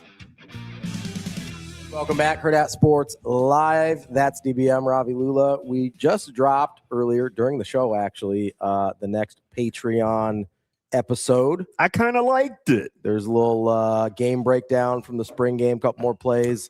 If you haven't subscribed yet, it's $5 a month. You get weekly game breakdown. You get access to the Discord. We'll do some meetups as well. But that just dropped this morning, so DB and I will both tweet that out. We will? Yep. Are you going to tell me what to do? Yeah, Sasha's going to. Of course. She's got you covered. Don't worry. You know what's funny? So I think sometimes people are like, oh, I'm going to get DB's thoughts. Mm-hmm. Do they realize it doesn't work without asking the right questions? Oh, I don't know if they realize that or not. It doesn't. It doesn't. Because I don't know what you don't know. Yes. Until you ask me. Correct. Yeah. Right. Which may lead me down something that you had no idea you were going to completely different. Yeah. So it has to kind of work like that. Yeah. I think one of the things that I have gotten good at is being willing to ask questions that might feel a little stupid, but also I'm like, okay, if I don't know, other people might not know either. So I ask the question, and if I look dumb, I look dumb, but I think we get a lot of good conversations out of it. So there's this part in me that likes to know ahead of time, mm-hmm. but I know full well in my head, I probably work better not knowing because there's no pre-existing knowledge of what I want to talk about. No, I get a handful of plays. Yep. So just know that you guys could do that in the Patreon too. Yes. Right. Like you can say, hey, I want to know about, and I'll do my best. Cause I think that's how it works best. And there is a channel in there on the film study. So every time we release one of these, if you've got questions, you want to ask questions about that part I'm not good with. I'll help you out. I'll show you where it's at. I just found the Nebraska basketball page thing yesterday. Yeah. There's a bunch of different pages, but there's one for film study specifically for that purpose, so that people can ask questions that either I didn't think to ask or that they thought of as we were doing the episode. Or feel free to disagree. Yeah. If you look at it and you're like, hey, man, what's going on here? That sounds kind of backwards. Dank wanted to know, I don't know where this came from, but my man Antony wanted to know what were you rocking in your pregame Walkman back in '96? What music? My guess was Tupac, but yeah. Oh yeah. That's pretty right. Although I went through a stretch, probably redshirt junior, sophomore year, where it was a lot of like 95 South, Goody Mob. Okay. So like 94 into 95? Yeah. Like, I don't know what you call that. Like some of the Dirty South, Cell Therapy. There was a weird influence of that part of the country where, Tyrone Williams, Terrell Farley, some of those guys had a little bit too much of an influence. I like Silk the Shocker. I like Master P. Okay. Mia X. All right. On cassette or CD? Definitely a cassette guy early. I didn't get a good seat. Eric Stokes. Okay.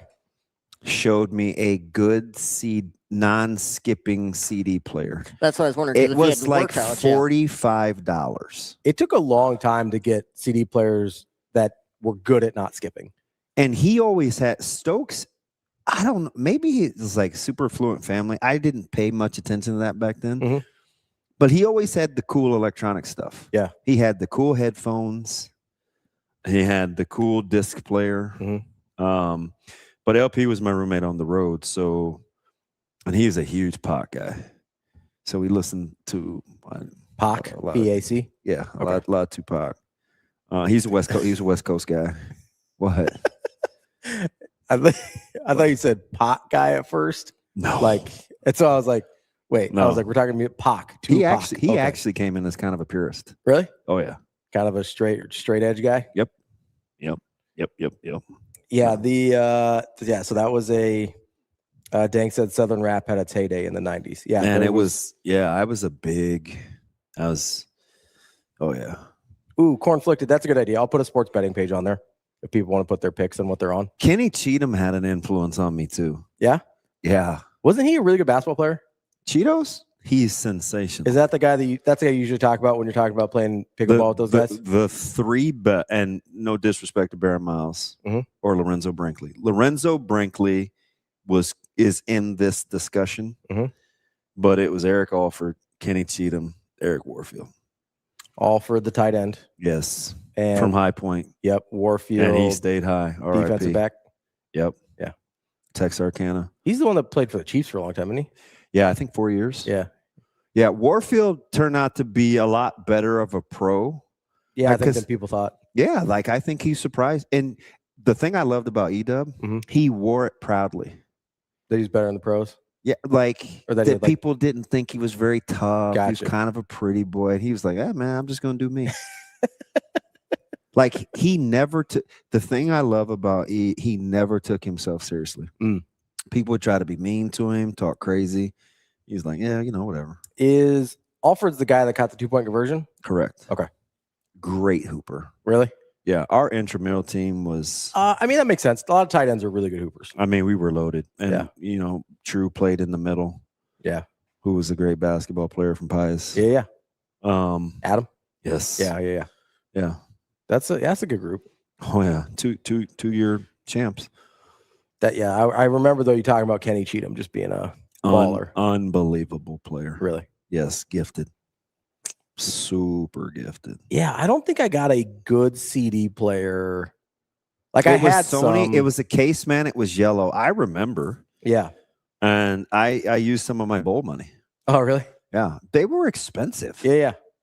I got, the first, I think the first one I had that like consistently didn't skip was like pretty late 90s. Was it? Yeah. Like I want to say like 98, somewhere in there. Yeah. Stokes told me we went to, was it Best Buy or Circuit City? It was on like 44th or 5th-ish in O. And I went in there and like lost my mind. Seriously. Because I wasn't, and he had the cool, the Velcro zip CD case and it would unroll. Oh, yeah.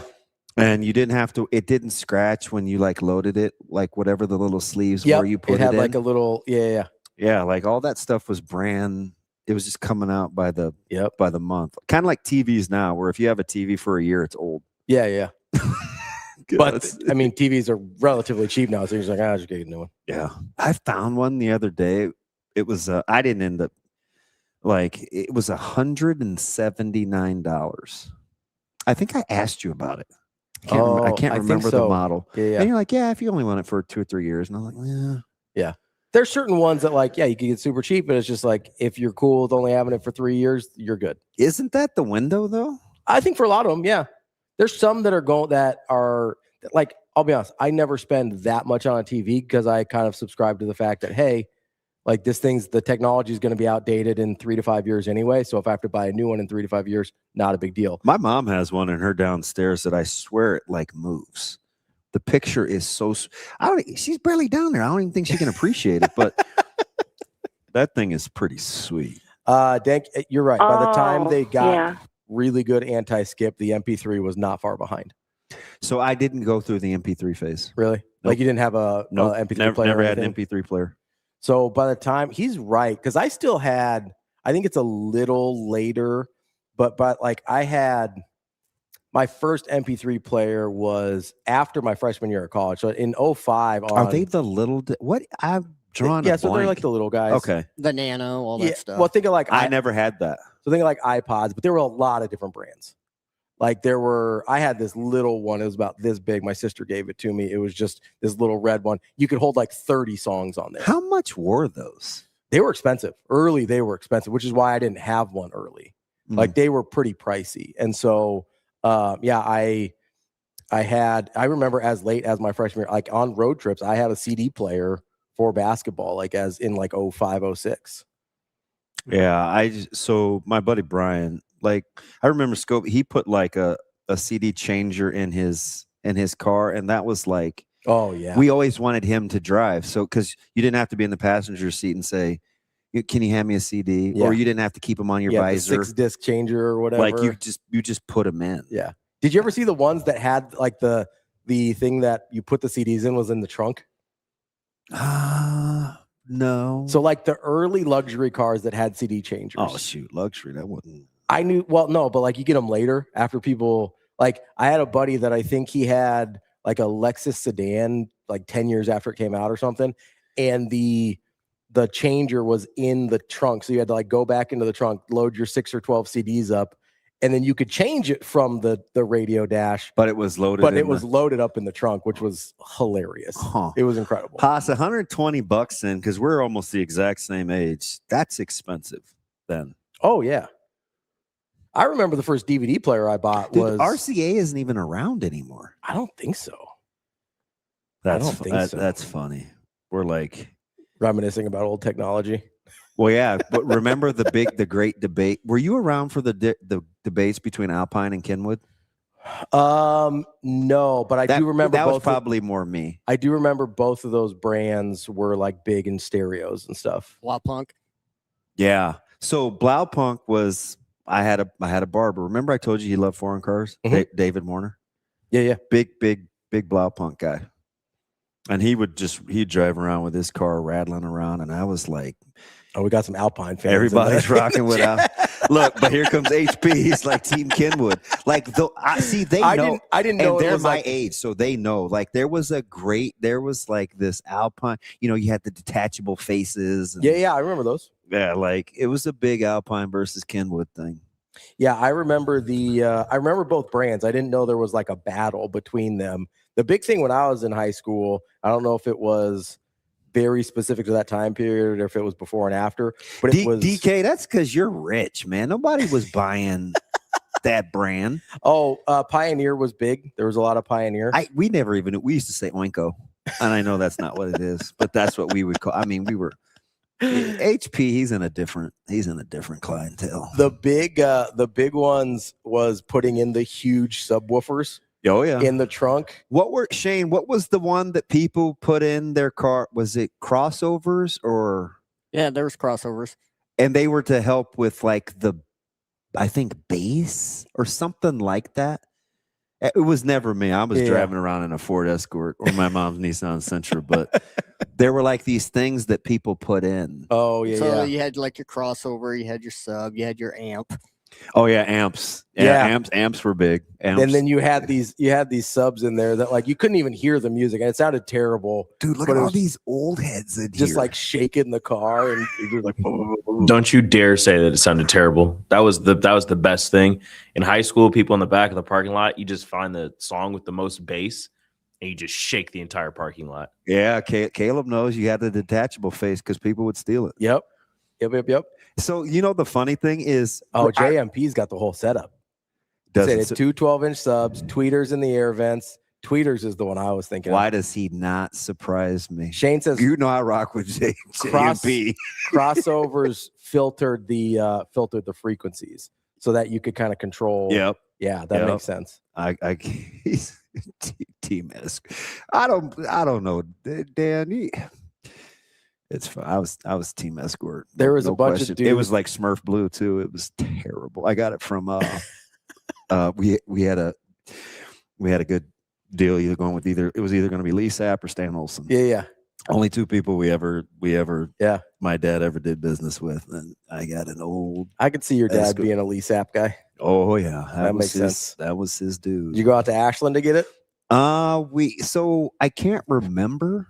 It might have been right where they are now, because there was a little place where they had used cars, and he sent us a couple of his guys over to go work for Stan Olsen, which is how I ran into one of my favorite salesmen ever, a guy named Chuck Sladovnik. Yeah, his son pitched at Westside. Scott Sladovnik. There you go. Chuck used to have a gnarled chewed cigar. And every time I had to, I'm dead serious. He'd come out there with his boots on, and I was like, what are we looking at today, Benning? He was a great dude. So how about before the detachable face when you had to pull the whole thing out? Oh, yeah. Yeah, so I never, listen, I was trying to get rides with people that had that stuff. Listen, man, I was the guy where you push the knob in and hope that it came back out. You'd like push the deal. My parents never let me get any of that stuff in my vehicle, so I'd always ride with my boys that did. My buddy Brett, he had like, I'd be like, hey, Scope, you driving? He had the good setup. He said his Escort was Sooner Red.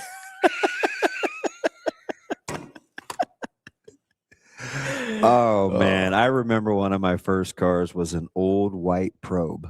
Okay. And I thought it was the coolest thing, and it was plastic through and through in that thing. My first I think car it was like $3,400, and I was like, well, it's better than my old Mazda. My very first car when I was 16 was 1991 Pontiac Bonneville. Oh, White. you drove the Bonnie? I love that thing. It was before they got super big, so it was a little sportier. It was like the smaller ones. Yeah. I loved that thing. So people would pay money now, but they would like redo it. Yeah. Did you drive like your vehicle? Were you kind of old and grandpa-y, or? Dude, those Bonnevilles weren't like that. The ones that were littler, they had that thing. It was a pretty medium-sized sedan, and that thing had like. You strike me as more like a Sunfire guy. No.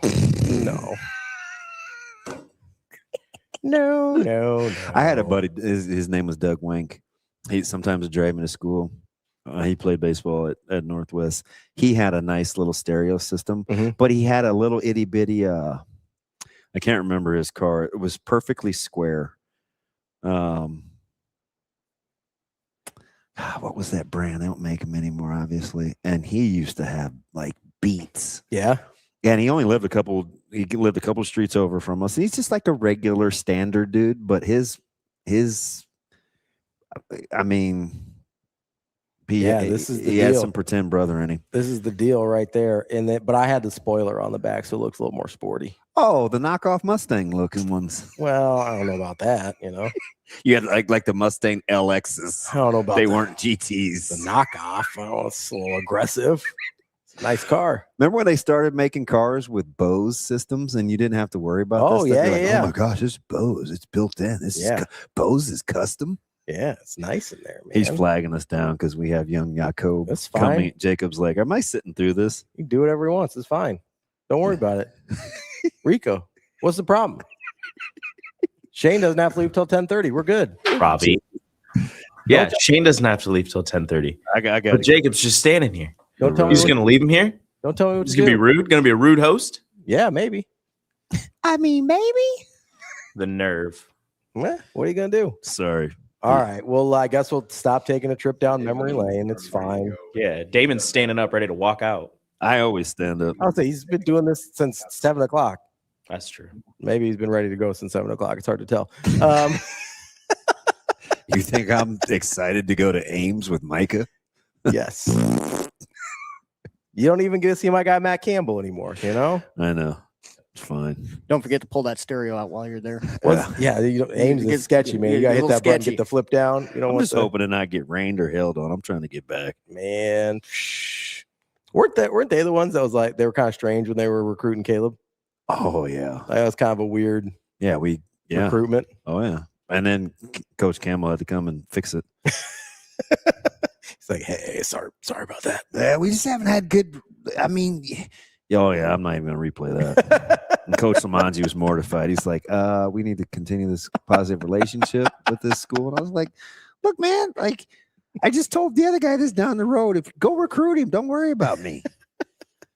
All right, let's take a quick break here.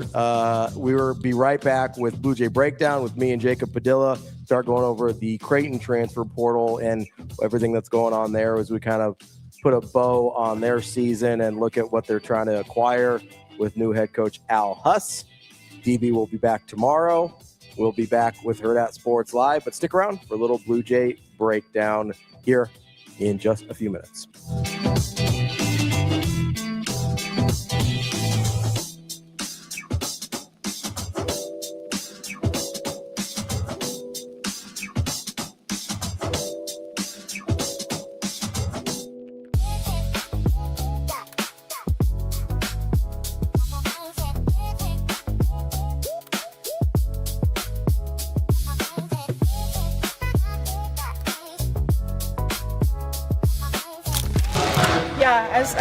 We all know that we haven't finished how we wanted to the last 3 years, so we've talked a lot about just making sure we're on the same page, and we all want to have no regrets going out of this year. And so yeah, we have such a great bond, us four, and we've been here the last 4 years together, so we're really excited to go out and compete one more year together and just hopefully get it done this year.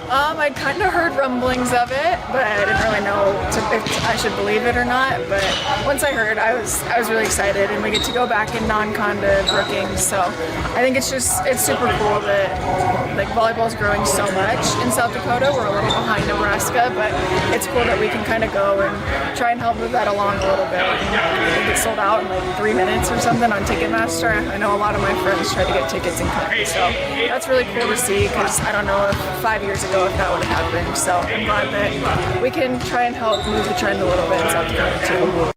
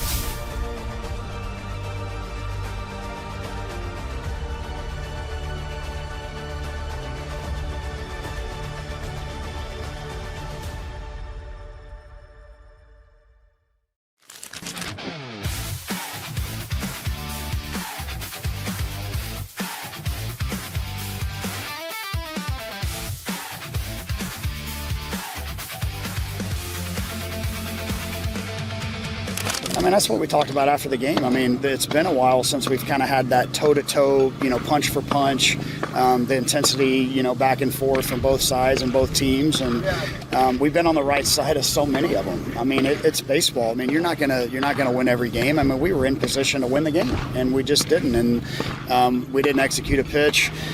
And hats off to them. I mean, they got the hit. I mean, we've been getting that hit, and we didn't get it tonight. And I think probably the one thing I'll take away that the one regret is that we just didn't respond to that emotional moment in the sixth inning. We didn't respond offensively to that moment and didn't punch back. That was almost like, hey, that was the moment that we always punch through, and we didn't do it.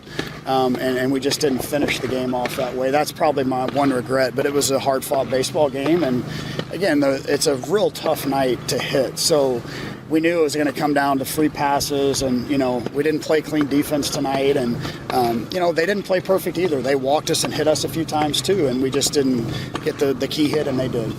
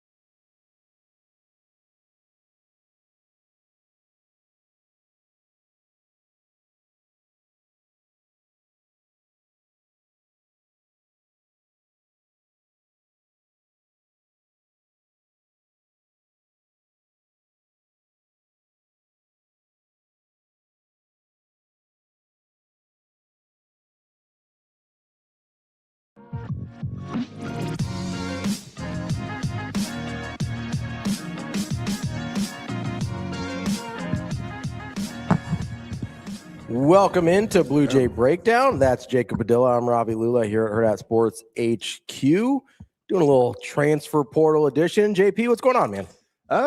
Not much. Just trying to follow along with all this stuff. It's been fun tracking all of it between the 3 Division I programs. Yeah, there's maybe not much, but also kind of a lot going on. Yeah. Let's start in with Creighton right off the bat here. Obviously, let's begin with who's leaving, which it's, I mean, pretty big overhaul, it seems like, with the roster. Owen Freeman, Ty Davis, Fedor Zugic, Blake Harper, in terms of guys that played significant minutes for them this year. Did I miss anybody? I know JTT's in there as well, but didn't play much this year because of injury. So far, 5 guys so far have announced or have actually entered. And you've got 4 of them played significant roles at different points in the season. Any surprises there to you? No, none at all so far. It's kind of the way the tea leaves seem to be going. For obviously Freeman everybody needed a fresh start there. Creighton had to get something, go a different direction, get a different kind of player. And he needed to find somewhere where he can just reset and get back to what he was before the injury, in a place where he can actually play and build that back up. So then beyond that, I mean, Blake Harper, we talked about that. The fit wasn't quite there. It just never really clicked. And I mean, the leap from Howard to the Big East is significant. And again, like there's some stretches there, like the UConn game, the role he played in that, the 12 points in the last 8 minutes after not playing at all. He had some other big performances throughout the season where you could see the ability, the talent there. And I mean, his connection with Josh Dix and with the pink out and what Josh went through and him being there, I think is just outside of the basketball itself is another kind of thing that I'll remember about Blake Harper here. But in terms of reaching his potential and for Creighton, the way that they want to play, it just didn't seem like a great fit. I think they brought him in, talented player, to see what he can kind of turn into within their system. And it just never clicked. And that's ultimately, the fit is so important. And finding guys that fit out of the portal. And I mean, a lot of time you're operating off of what you see on tape and very whatever limited feedback information you can get back from. I mean, not a lot of time where you're going to be recruiting someone where you're just going to go to their former coaching staff and get a full, honest eval, pros and cons. Like it doesn't usually work that way. Obviously, there's some where with Blessing, you've got guys transferring up and like you can get some info that way. But like lateral moves or guys like that, you never quite know until they get into your system. And that's one where wasn't quite there. Fedor Zugic, that's another one where it just had two, obviously the stop and start nature of his tenure made things difficult, but never could quite get to the level that Creighton needed him to be. Yeah, the consistency mostly, you know, because he showed flashes, right? No, like you could see all the skills that you wanted out of it, out of like that role and what he could do for the team. And to his credit, like he bought in more defensively and really, I thought became pretty decent defender this year. And so like that did a lot of good things. It just, for whatever reason, another one where it just didn't click in the situation where probably for what he's seeking, Creighton can't afford to like keep him on the roster. Exactly. For what they think his role is going to be. Correct. Yeah. Like is it suddenly going to break out and change and he's going to be the guy that was a double-digit scorer in a pro league overseas? Probably not. That's not something they can bet on at this point. So another one where makes sense to part ways.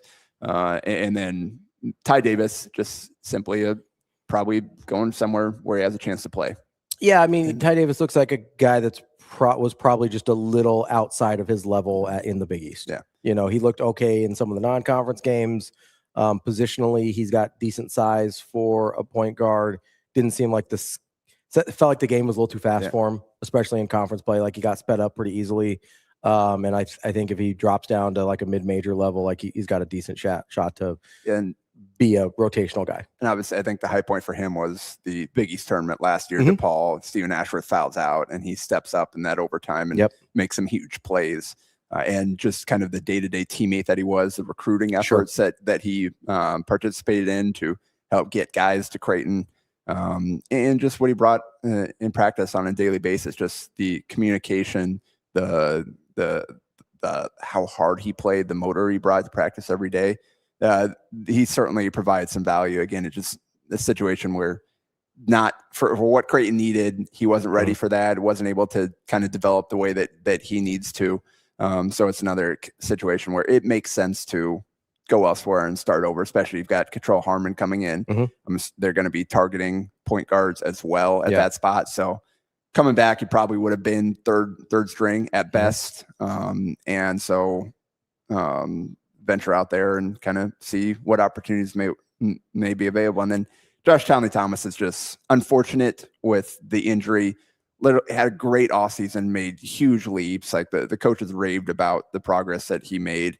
And honestly, with the issue with Freeman, probably would have gotten to play a lot this year. That Iowa State exhibition, he got out there and he gave some really good minutes against a really good player in Joshua Jefferson and their bigs.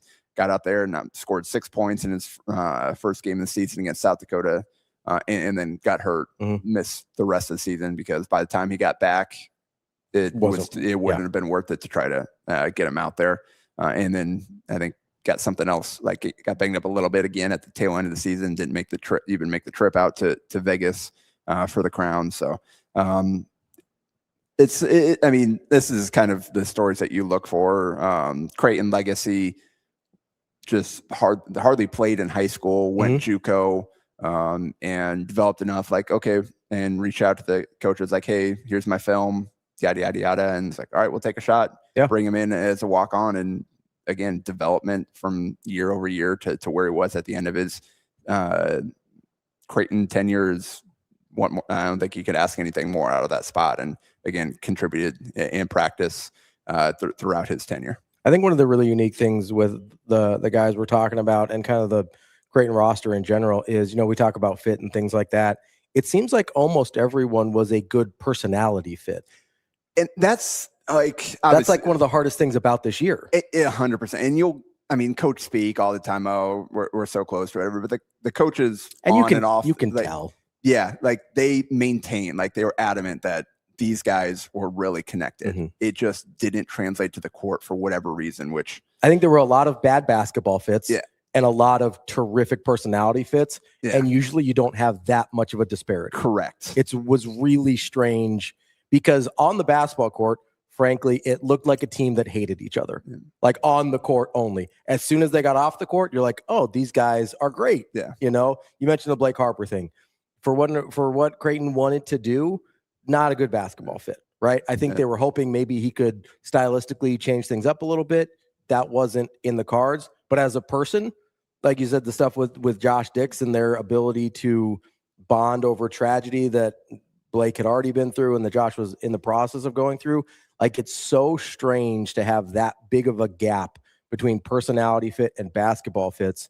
And I think that was one of the hardest things about this year was there was no easy answer of just like, oh, they don't like each other. The transfers came in, they didn't get the culture, they didn't get the fit or anything else. And it was like, no, it's really just the basketball, which seems simple, but it's usually not that.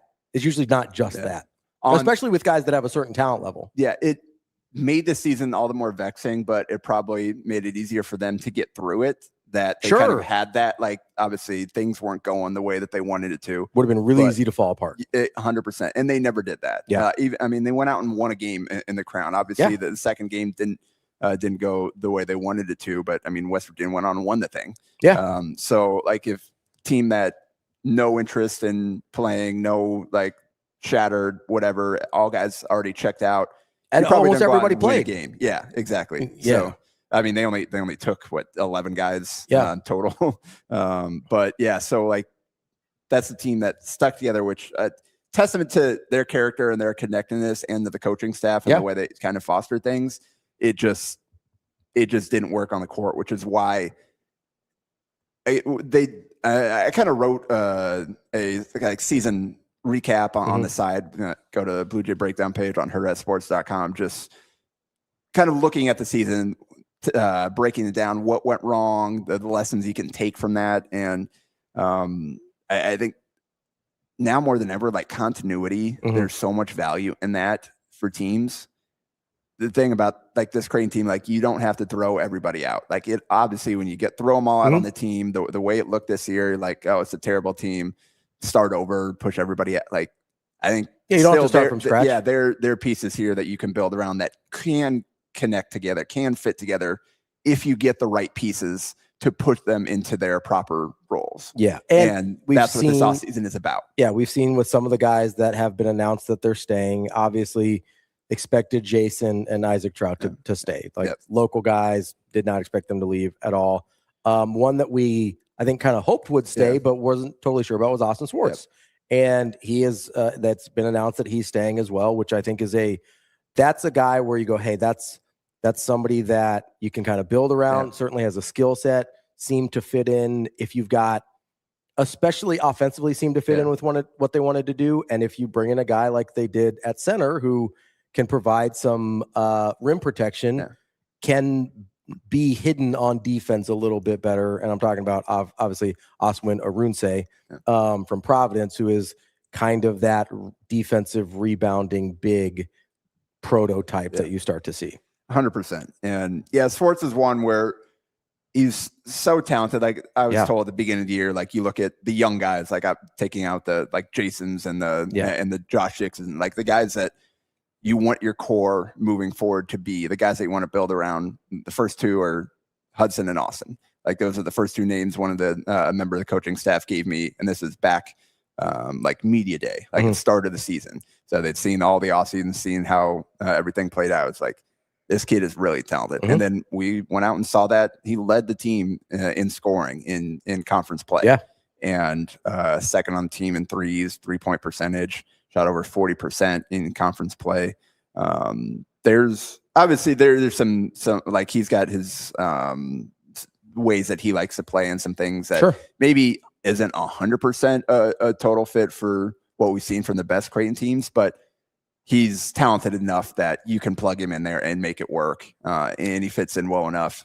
I also wonder how much he's more willing to be a part of a different system when he doesn't have to do the thing he had to do this year, which was create every single thing on his own anytime he was going to score, right? Like I really don't take too much stylistically because we didn't see him play really at all at Miami.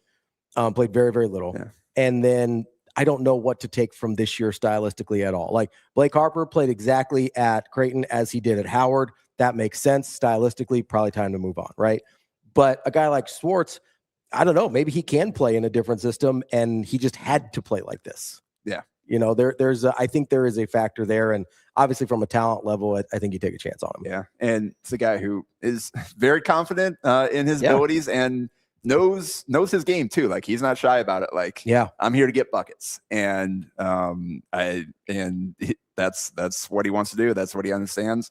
He's not shy about saying it, but again, to ultimately, and he talked like Creighton with their announcements, they put out quotes from the guys themselves. So it's kind of a joint thing there. They're able to put something out nice that the guys can share with fans and everything. Just, he wants to be a part of a winning team. He wants to be a part of something special. And to do that, like he's going to have to buy in and improve on that end. To your point, I think it will be easier to do that next year if they can get the pieces they want in position.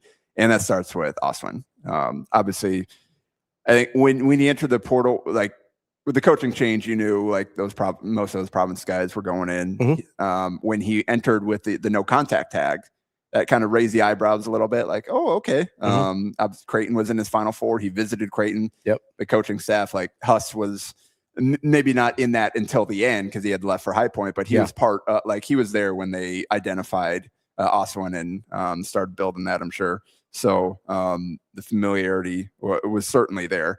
And so it was like he probably already had an idea of like, hey, I didn't pick Creighton the first time, but I think that could be a great spot for me. So I went in, and that's for people that don't understand. The no contact tag is when players enter the portal, if that's on there, like it's telling coaches, hey, don't reach out to them. The players will reach out to you, essentially, because when you go in already with an idea of like, these are the schools I want to talk to through whatever. If you've got channel. an agent or something like that, or if you like a guy like Arunse who maybe he just liked a lot of the other teams that he were finalists. Like, and you're like, hey, I want to go to one of them. I'll figure it out on my own. Leave me alone. And the start of the portal, like the visit window hasn't even started. Yeah. And he committed before that because he didn't need to visit Creighton. He's already visited. He's been here. He's seen the facilities. He's seen what it looks like. So that's a lot when you get these early transfers or the no contact is the previous relationships. And that's why it always matters. And that's why you don't recruit high school guys anymore. It's this all about the money, yada, yada, yada. A lot of people boil it down. Even like major media members boil it down to that at times. Like that. It's really important to have existing relationships. It gives you an automatic inroad to these situations. 365 Division I teams. Yep. You have to differentiate yourself if you're not Duke, North Carolina, Kansas. Like if you're not one of those guys, that's already differentiated because it's like, hey, you come here to win championships and play at one of the most famous programs. Like everybody else outside of those top like 10 programs have to figure something else out. You have to attack it from every avenue. Like if you're not exploring high school, JUCO, overseas, and obviously the transfer portal, then you're probably missing out on a chance to get your program better. Yeah. So this is another example of why those relationships and why recruiting guys hard the first time. We see so many times where Creighton gets to the end with these guys and it just doesn't work out. Like, like a Jackson Richardson, like guys like that, where ultimately even Cody Peck ended up going to Dayton, like those guys talked about. I mean, you want to go. They lost out on those because of the relationships those guys had, but you never know what the future is going to hold. Well, and you go all the way back. I mean, one of the most high-profile transfers that came here was Marcus Foster. Yep. He was down to Creighton and Kansas State, basically. Went down to Kansas State, killed it the first year, kind of went sideways the second year, and guess where he ended up? At Creighton, and was really, really successful here. So those are relationships that are super important. I think Creighton has always done a really good job of being in the mix for people that, even if they didn't end up there, is important that, they liked Creighton. And because, especially now, who's not that many guys end up at the place they started at, right? Yeah. So having those relationships, and there's a couple other guys that have been into the portal. Like I know, I don't know what Creighton's interest is now, but like the Rutgers freshman Zerno, that he was Creighton was a finalist for him, deep into that recruitment as well. Like you see this a lot, others, where the teams that were in it late for a guy are the very first ones on the call sheet when it's time to transfer. So those are super important relationships to have. Yeah, and on Oswin, the player in particular. So he's from Nigeria. He reclassified up to go to Providence early, and I've spent 2 years there. It was a 4-star recruit. It's kind of been a mixed bag thus far in his college career. This isn't a guy like he's one of the he's got big upside, but he's not the most polished player. Like there's going to be like in order for Creighton to win at a really high level, there's going to have to be some development here. Sure. But that's kind of the situation where Creighton's probably going to have to be in. You're not going to go out and get the ready-made. They're not going to get out Badunga from Kansas. Exactly. Like that's not, you're not paying $5 million for that guy. Correct. Yeah. So this is a smart bet to take, like that. Hey, we can take what he's already done and polish up some of the weaknesses and turn him into the player that we always thought he could be. And now it's up to him and the coaching staff to make that happen now that he's in the fold. But great so he was 4th in the Big East in rebounding at over 8 a game this year. Really good rebounder. He was 3rd in total blocks, higher up there in shot block percentage.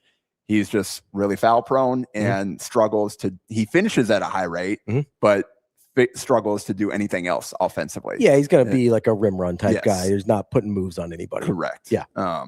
Which if you're willing to play a game, that way, not a problem. Yeah, and I mean, if we're waiting on obviously the Hudson Greer and Jackson McAndrew, Creighton, assuming Creighton will put out similar announcements. I'm expecting they'll do what get, they need to retain those two. Once that gets finalized and those guys are ready to announce, like those two Swartz.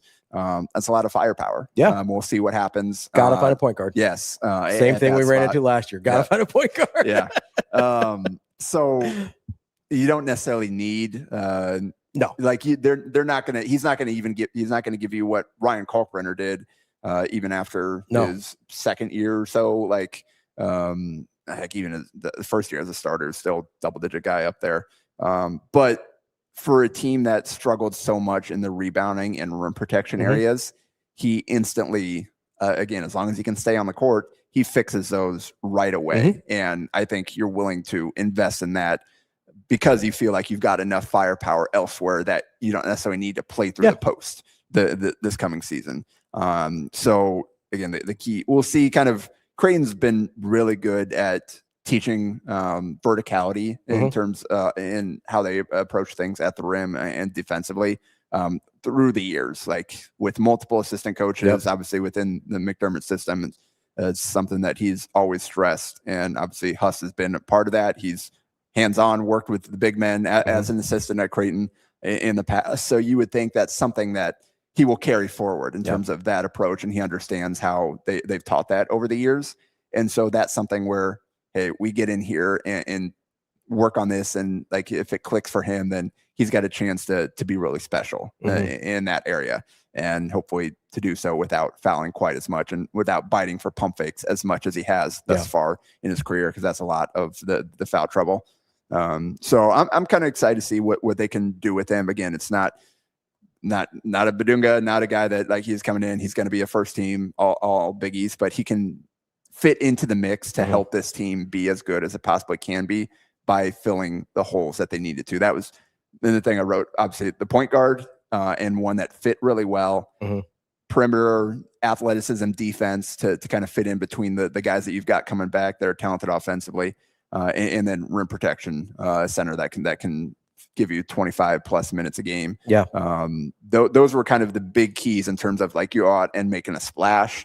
Obviously you need to assemble a full roster, so you got to round out, replace some of kind of the role players that you've lost. But that's kind of the blueprint that I laid out, and this is a pretty darn good first piece to fill one of those holes. Yeah, I mean, I think with the addition of Arunse, I think that is a good fit for what Creighton needed, as you said. And I agree, probably you'd like some more athleticism on the perimeter. But I do think having a rim protecting big makes that less important. Not important, but it helps you out a little bit if you don't get that. But if you have to find a point guard that's a good fit. Like that to me is the most important piece here. And I'm sure they're working on that. As you know, you see the interest, the names come out like, oh, they've been reached out to by Creighton, which there's a million of those, right? So it's hard to know which one's which. But I do think if Creighton, obviously they've already got Arunse in the fold, if they can find a point guard that's a good fit, all of a sudden you feel a lot better about what next year looks like, as you mentioned, with the returners. As you know, you've got plenty of firepower offensively, assuming the point guard gets taken care of. And then you've got something you can hang your hat on defensively. I think there's a roster that starts to make a lot of sense there. So moving forward, to kind of round things out, obviously finalizing those things with those returners. We'll see kind of Karim Conan, Alex Dmitrievich. I'm assuming they're going to need some to kind of fill out that front court a little more. Even a guy like Josh Townley Thomas that we talked about leaving. Like you need some more size for the scout team for backing up. We just talked about Dimitri or Arunse struggles to stay on the court, so you can't just go not have a backup option. Yeah, he's not going to play 38 minutes a game like Kalkbrenner. Yeah, and we'll see. Jason Green obviously is back and I think that can be a valuable weapon in spurts as opposed to having to do it for 30 minutes a game. Yeah. And you have to do it for like 7 minutes a game. That's a different thing. Yes. And strategically, as opposed to, we don't have any other options. Yes. So we'll see. And then, we'll see kind of what I think you've got your backup. Like if you get the point guard from the portal starting point, you've got Harmon coming in that you think can be that backup right away and get some valuable experience. So, and that kind of makes interesting kind of what they're pursuing from the point guard spot, where if you feel good about Harmon, like you can go get a guy with 1 year of experience if you think that Harmon can be ready to take the reins in year 2, or like you can go out and get just get the best player available regardless of how much eligibility left. And then I mean Harmon's got some versatility. I think he's got some play some off guard if he needs to. So and then kind of what we'll see kind of how Huss chooses to round out his roster. Obviously the 15-man roster limit, that's the one thing. Like the other thing, losing Townley Thomas is he was basically a free roster spot because he was grandfathered in. I think he was the only one on Creighton that was the case for, because Shane Thomas had been put on scholarship before all this went into effect. We'll kind of see how they continue rounding that out. I think we got a couple of questions yesterday. Pull those up before we go any further. Let's see here. As you're looking for those, I know people, you kind of go through the lists of transfer portal rankings and stuff like that. I would again look at guys probably outside of that initial top group of hey, these are the guys that are going to make the biggest dollar amounts. I will say, there's and he probably ends up commanding too much money, but there's a guy that I'm fascinated by. I really kind of liked the way he played when Creighton played him, but Caden Lewis from Villanova. Like, I was a really big fan of his game. He kind of has some like old school point guard tendencies. I don't know if Creighton's even in on him, but a guy in that style where like really good facilitator, has a really good sense and court sense of the game. Like, I think that type of player would be really valuable for Creighton in terms of their point guard spot. If we're being haters a little bit here, which I have a tendency to do, please stay as far away from guys like Zoom Diallo as possible. Damon would hate to hear that. Yeah, I know. That's why I waited to say it until he was gone. Just no interest there whatsoever on my part. Do we get a couple questions in there? Yeah. For Jason Green, that's the question.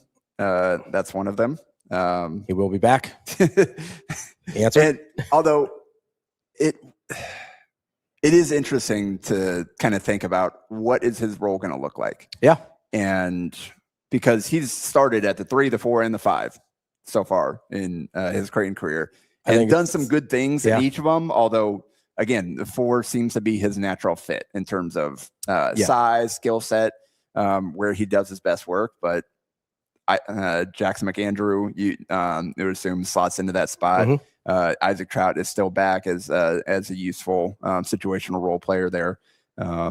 So does Jason just plug back in 3? We talked about still some minutes at the 5 potentially, depending on how kind of they round out the roster. Yeah, would be wise to get him on the court for as many minutes as he deserves, and as the team needs him to be out there. And then 2 again as the change up.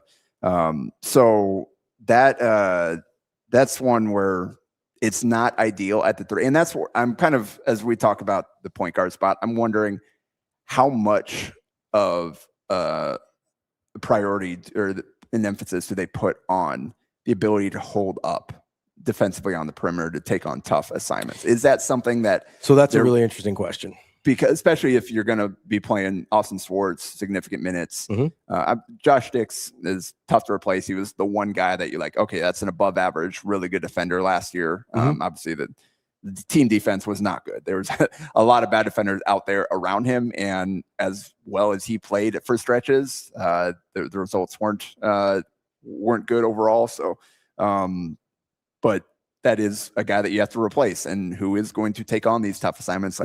That's where you look at Jason Green and Jackson McAndrew playing together. Neither of those guys, do you like Jason? He does some good things defensively, and he can be part of a good, but probably not defense. As a 3. But he struggled. That's where he struggles with the foot speed to stay in front of guys on the perimeter. But that's where you're going to ultimately probably have to get the most out of him to to get the guys out there that need to play. You're going to have to play a little bit that is less than ideal, which is why it's important that you get out there and you get maybe a guy that can hold up at the point of attack potentially, because that's the problem. Like you look at last year, Graves was not that. No. Swartz was not that. Harper was not that. Obviously, Isaac Trout struggled. Like you had a lot of times, those are a lot of guys that were out there playing together, out surrounding Dix. So you had one guy and then a bunch of guys that really struggled. So yes, it's important to plug in some guys that you can sprinkle in that can take on those tough defensive assignments so that you're not breaking down immediately. Yes. It's ultimately going to have to, again, with Green out there, it's going to have to be team defense oriented. You're going to have to rely on guys being in the right spots, funnel into the rim protection, all that type of stuff that we thought would have to be the case this year that they were not able to execute. They're going to have to do that much better next year. Guys are going to have to identify guys that with better defensive instincts and ability to retain information and coaching and be in the right spots. Cause that just, for whatever reason, it never got to that point this year where the information sucked in and became second nature to these guys. So for the guys coming back and the guys that they're bringing in, like they're going to have to work hard on that. But it does make it that much easier if you get a guy at that spot that can hold his own. Are they willing to maybe give up in some areas to make that a priority? That's one I haven't talked to them about what they're looking for.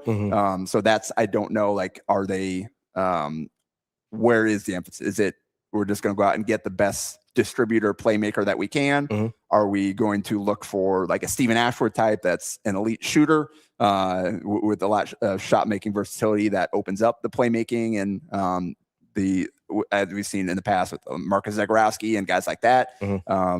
Playmaking would not, Ryan Nemhard would fit in that role where so it's like we've seen some different point guards over the years within Creighton. Obviously Huss, he's talked about, he's not changing things dramatically, but he does have his own spin on things and actions and stuff that he likes to run that he'll incorporate.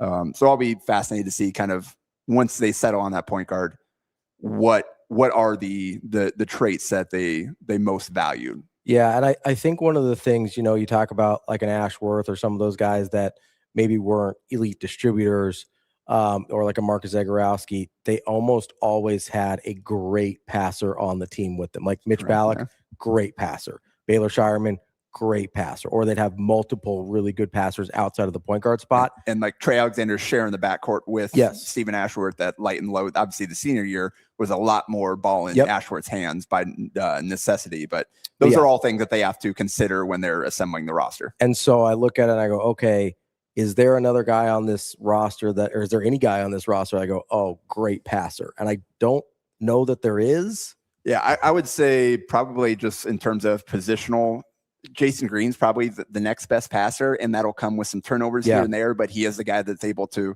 initiate and run some of their actions and make the reads that he needs to.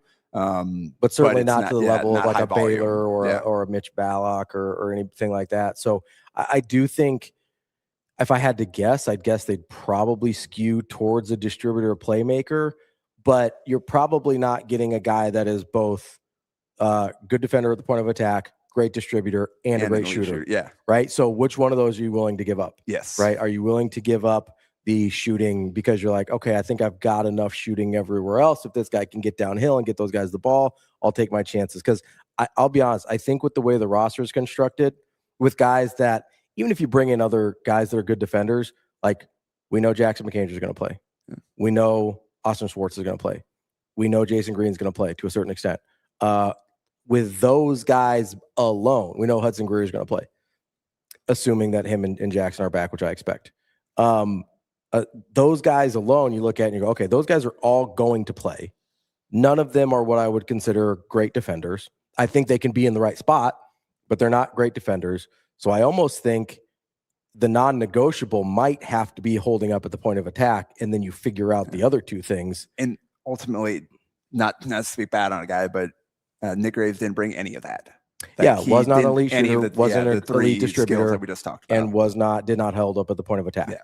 So like I think you have to find a guy that's two of those things, and which one they're willing to sacrifice is going to be fascinating. And as soon as they find a point guard, I think we'll know pretty much immediately, just based on how they've played in the past, unless it's a guy that hasn't played much, and we have to go back to high school tape or whatever, which I don't know that I expect that, but I wouldn't be surprised if they brought in, you mentioned with Harmon, like, are they going to bring in a guy with multiple years or 1 year? It wouldn't shock me for them to bring in a guy with 2 years remaining, just because of the continuity we talked about. It's not just from last year to this year. It's also going to be from this year to next year, where you probably don't want to have to reset again. Like, I think you always kind of want to have, hey, it might not be the same group of guys from year 1 to 2 to 3, but if you've got 3 or 4 guys from year 1 to 2, and then 3 to 4 guys from year 2 to 3, like, that can always sort of keep you in it. And that's what we saw kind of miss for Creighton this year, is very little continuity on guys that played significant roles from the previous year. Yeah. And I think that's part of the reason for the Huss coach and waiting situation, is to get him in here to try to make, how many times do we see where coaching change, just clear out, which some of that is by the new coach's choice. Some of it is like guys just don't want to stick around. He was, that guy wasn't the one that brought him there. So I think part of it was to make sure that the guys here are familiar with Huss. I mean, they retain Contrell Harmon's commitment. Like that right there, super important. I think why they did this, and they did what they could for Jay Kuhn as well. It's just the Iowa connection there, and it just didn't quite stick with what they were trying to do there in terms of building that relationship with Huss and maintaining, like, hey, it's still going to be Creighton that you committed to and all that. And then obviously the core guys coming back so far.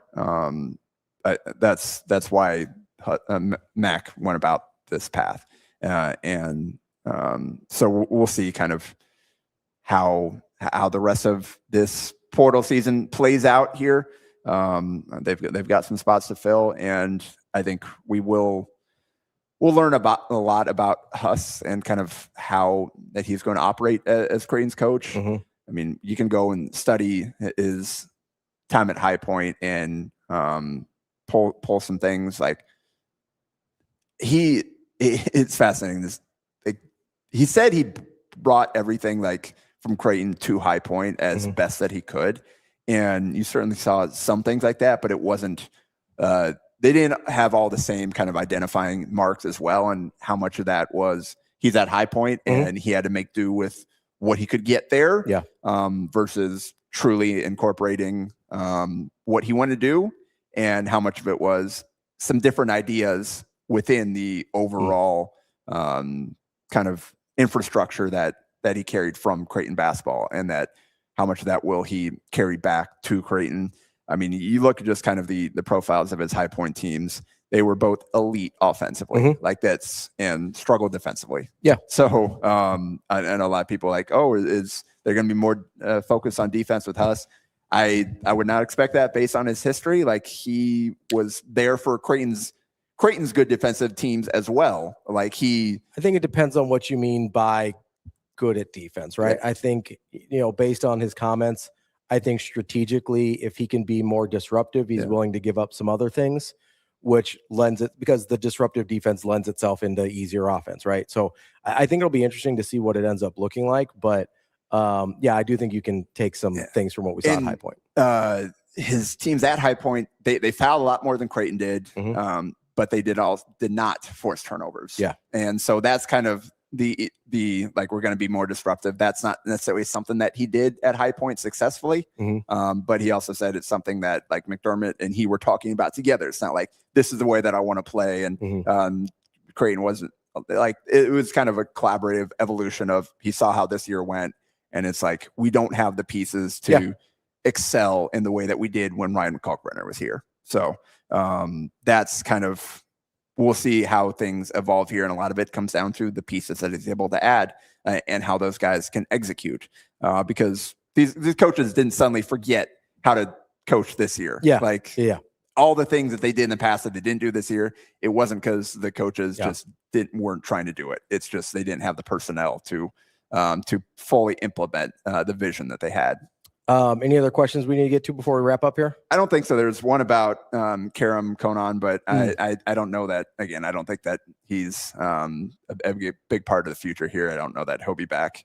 So that's the other thing is like Huss as a coach. I mean, he went over and evaluated Konan and whatever, and saw some things this year, but it also like, can he give you what you need next year? Yeah. If you don't feel that strong about it. And again, with these guys that come from overseas, whether they pursue other college destinations or they head back overseas, like they've probably got some good landing spots over there. So are those guys interested in continuing the college basketball experience? Yeah. And you never quite know with a lot of these guys. If they are, is it worth the investment you would need to make in them to have them continue that experience? So good stuff there, Jacob. Lots to process as we look to see what the Creighton roster will look like in 2026, 2027, but we do have a few answers already that we went over and surely more to come in the next week or so. So Jacob, appreciate the time as always. Great stuff. You can make sure you check out his work on hurrdatsports.com under the Blue Jay Breakdown tab, all sorts of articles and information that